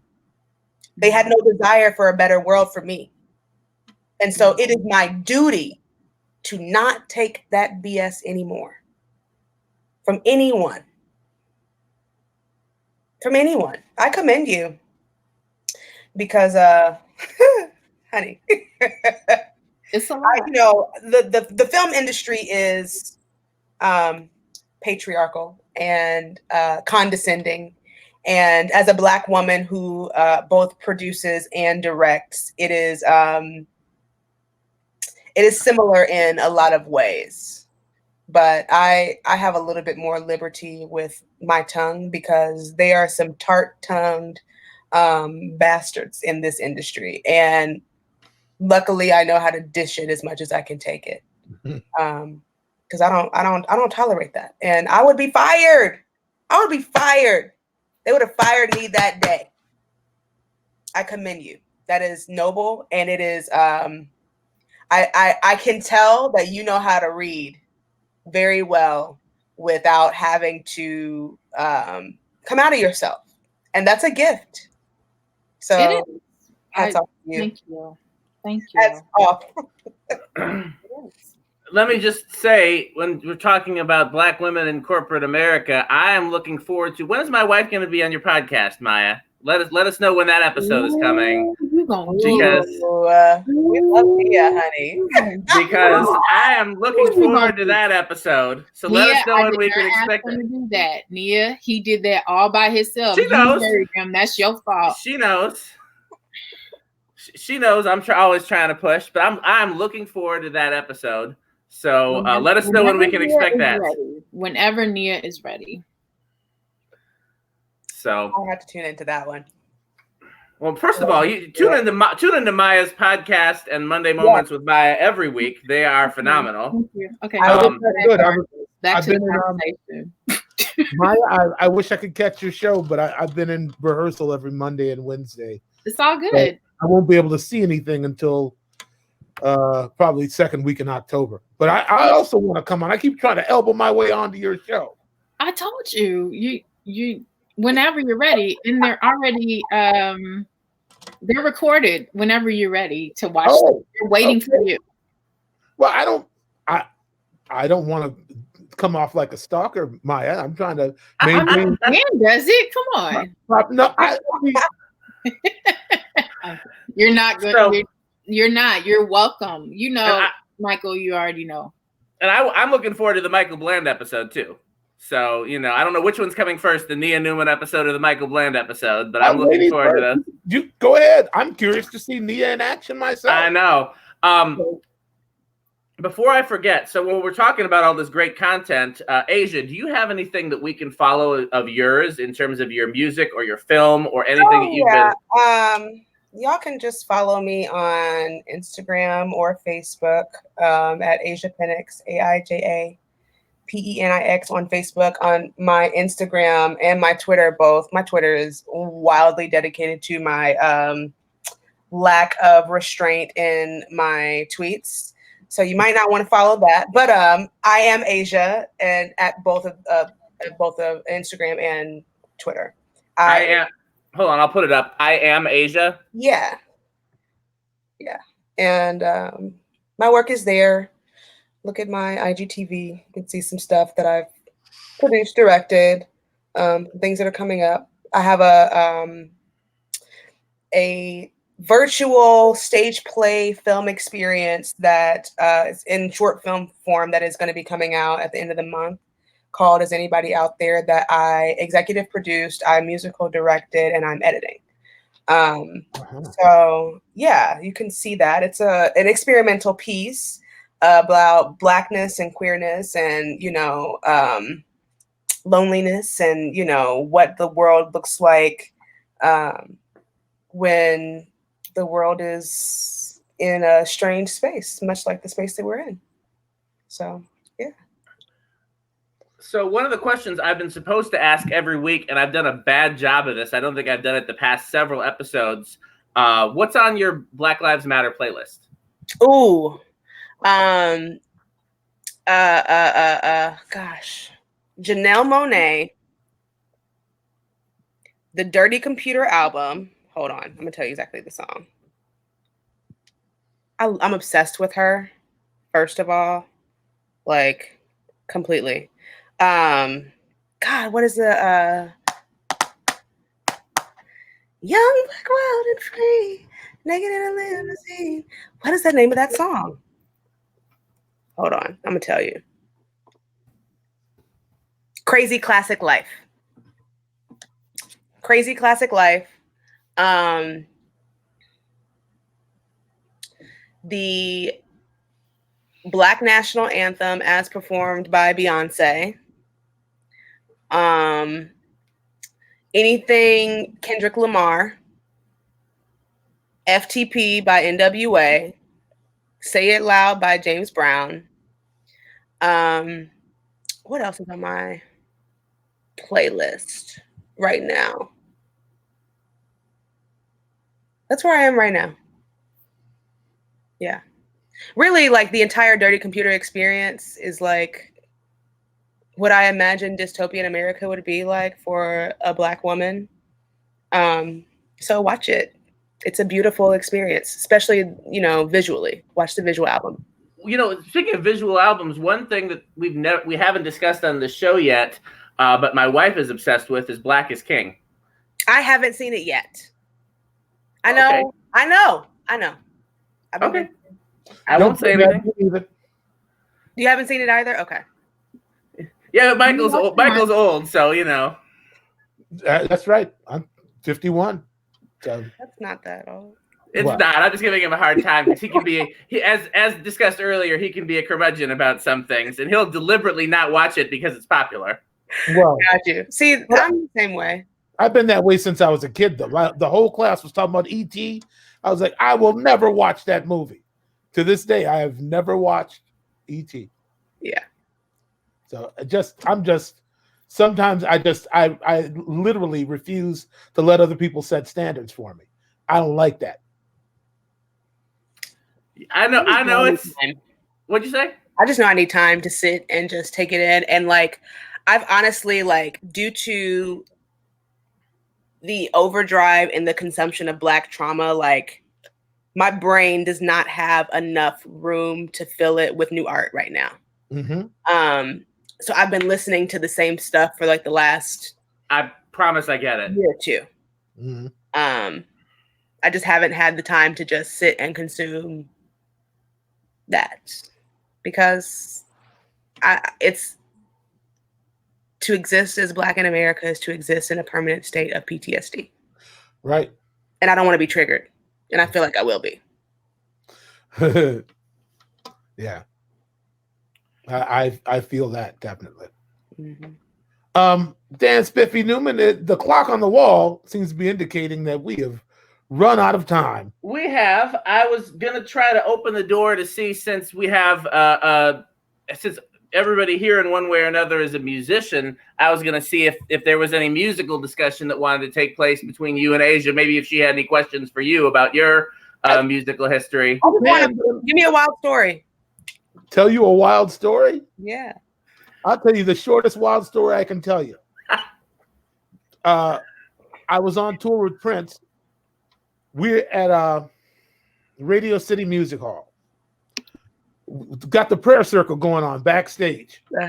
We hear all this giggling and whatnot, and these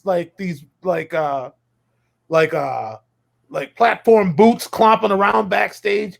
It's Madonna and like two of her dancers, and they cut right through the prayer circle. Wow. On ecstasy or whatever. It seemed like they were right through the prayer circle, and then the curtain flies open. They're sitting in the front seat. They're in the front row. The whole night watching the show. Wow. I'm like, oh man, there's no home training. I love that. That was a short story. You want to answer Icky James' question real quick, Aija? Let's see. Why do we as a people keep feeling as if we need to redo some white perspective TV show or film like the Golden Girls review? I'll give you two answers on two completely different sides of the spectrum. One is because to a part of our community, white adjacent is still right. And it's what's acceptable. And in the film industry, telling original Black stories that are showcased in all of their Black glory, it is difficult to get distribution for it. Honestly, like getting Black content distributed that is Blackity Black is still difficult in the year of our Lord 2020. On the other side of that, I think that other people like to take these concepts and flip them on their heads because we could do it better. Okay. Answer. Yeah. Well, before we do the wrap up, is there anything else anybody wanted to cover? Well, truth be told, a lot of the stories being told weren't written by them in the first place. Yeah, a lot of them are written by Black people. When I read about the mother of the Matrix, I'm like, okay, the Wachowski brothers stole somebody's script. Yeah. Just the old Black. That is almost always the case. Yeah. People don't really realize how crucial, like, if without Black people, like, all these art. There is no art. American culture is Black culture. And you take away Black culture from American culture, it leaves very, very little. In fact, mostly of what it leaves is oppression, a culture of oppression. It's funny, because our favorite friend G Sharp used to get on the mic at Bunkers talking about, man, white people, you better be glad we came over here, because otherwise all y'all have to listen to is Monday. So good to me. Y'all better be glad. Man. We're the seasoning to life. Yeah. You're the seasoning and we're the meat and the potatoes. I mean, who am I kidding? Yeah, I mean, and they're lying to themselves. I mean, that's why I don't understand why there's such a war going on against Black people. Without Black people, you have no idea. They have no idea what they, because they refuse to recognize the obvious contributions, or they try to, you know, what's the word I'm looking for? Like with Kaepernick. Like, okay, now, all right, okay. Yeah. You want to, after your life has been completely screwed over. Yeah. It's anyway. This is, we've heard this before. Wherever I'm going, I'm sure everybody on this panel has been on. And my mind is tired.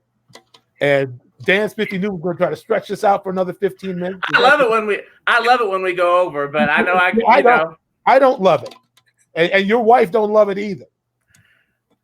Is that Can I just say that the fact that the legend that is Icky James is in the comments is like blowing me right now? Oh, Icky James is with us almost every week. Icky James proposed to Aija. He proposed to Aija earlier in this comment thread. I didn't throw it on the screen because you got. Let me find. He'd marry you, but he wouldn't be able to get away with that. Yeah, there we go. You are right. You wouldn't get away with anything. I'm a Virgo. Protected, though. There is no stone left unturned. Speaking of being married to a black Virgo woman, so black Virgo women make the world go around, honey. Yeah, and speaking of another man who can't get away with nothing.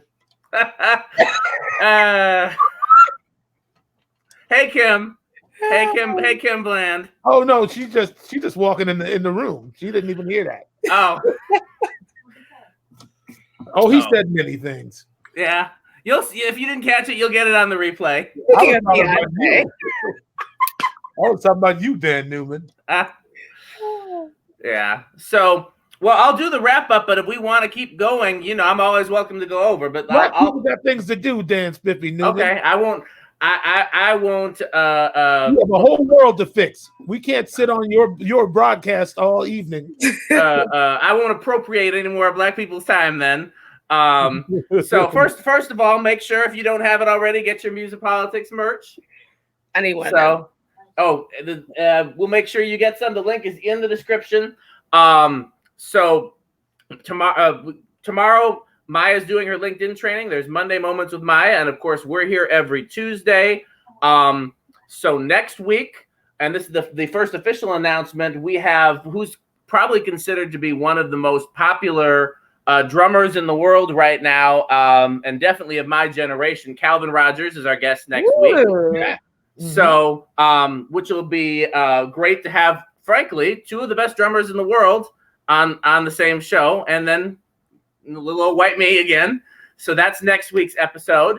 After that, we're going to do a recap with Jasmine Koenig. I'm trying to make sure I'm getting the order right. From the George Floyd protests. We have, and then after that, I believe we have Judge Dominique Collins. Maya, can you tell us a little bit more about Judge Dominique? Because I don't know her bio off the top of my head. No. Maya doesn't. Judge in Dallas. She's Black. She has dope robes. That's all you need to know. Okay. And then, so, you know, Michael and I talked about whether or not we were going to continue doing MUSiPOLiTiX Classic, and the fan and friend response is overwhelming that they want that to continue. So it looks like that the first Tuesday in October will be MUSiPOLiTiX Classic. Aija, I'll let you know right now. What that means is we don't have an official guest. It's just me and Michael BSing.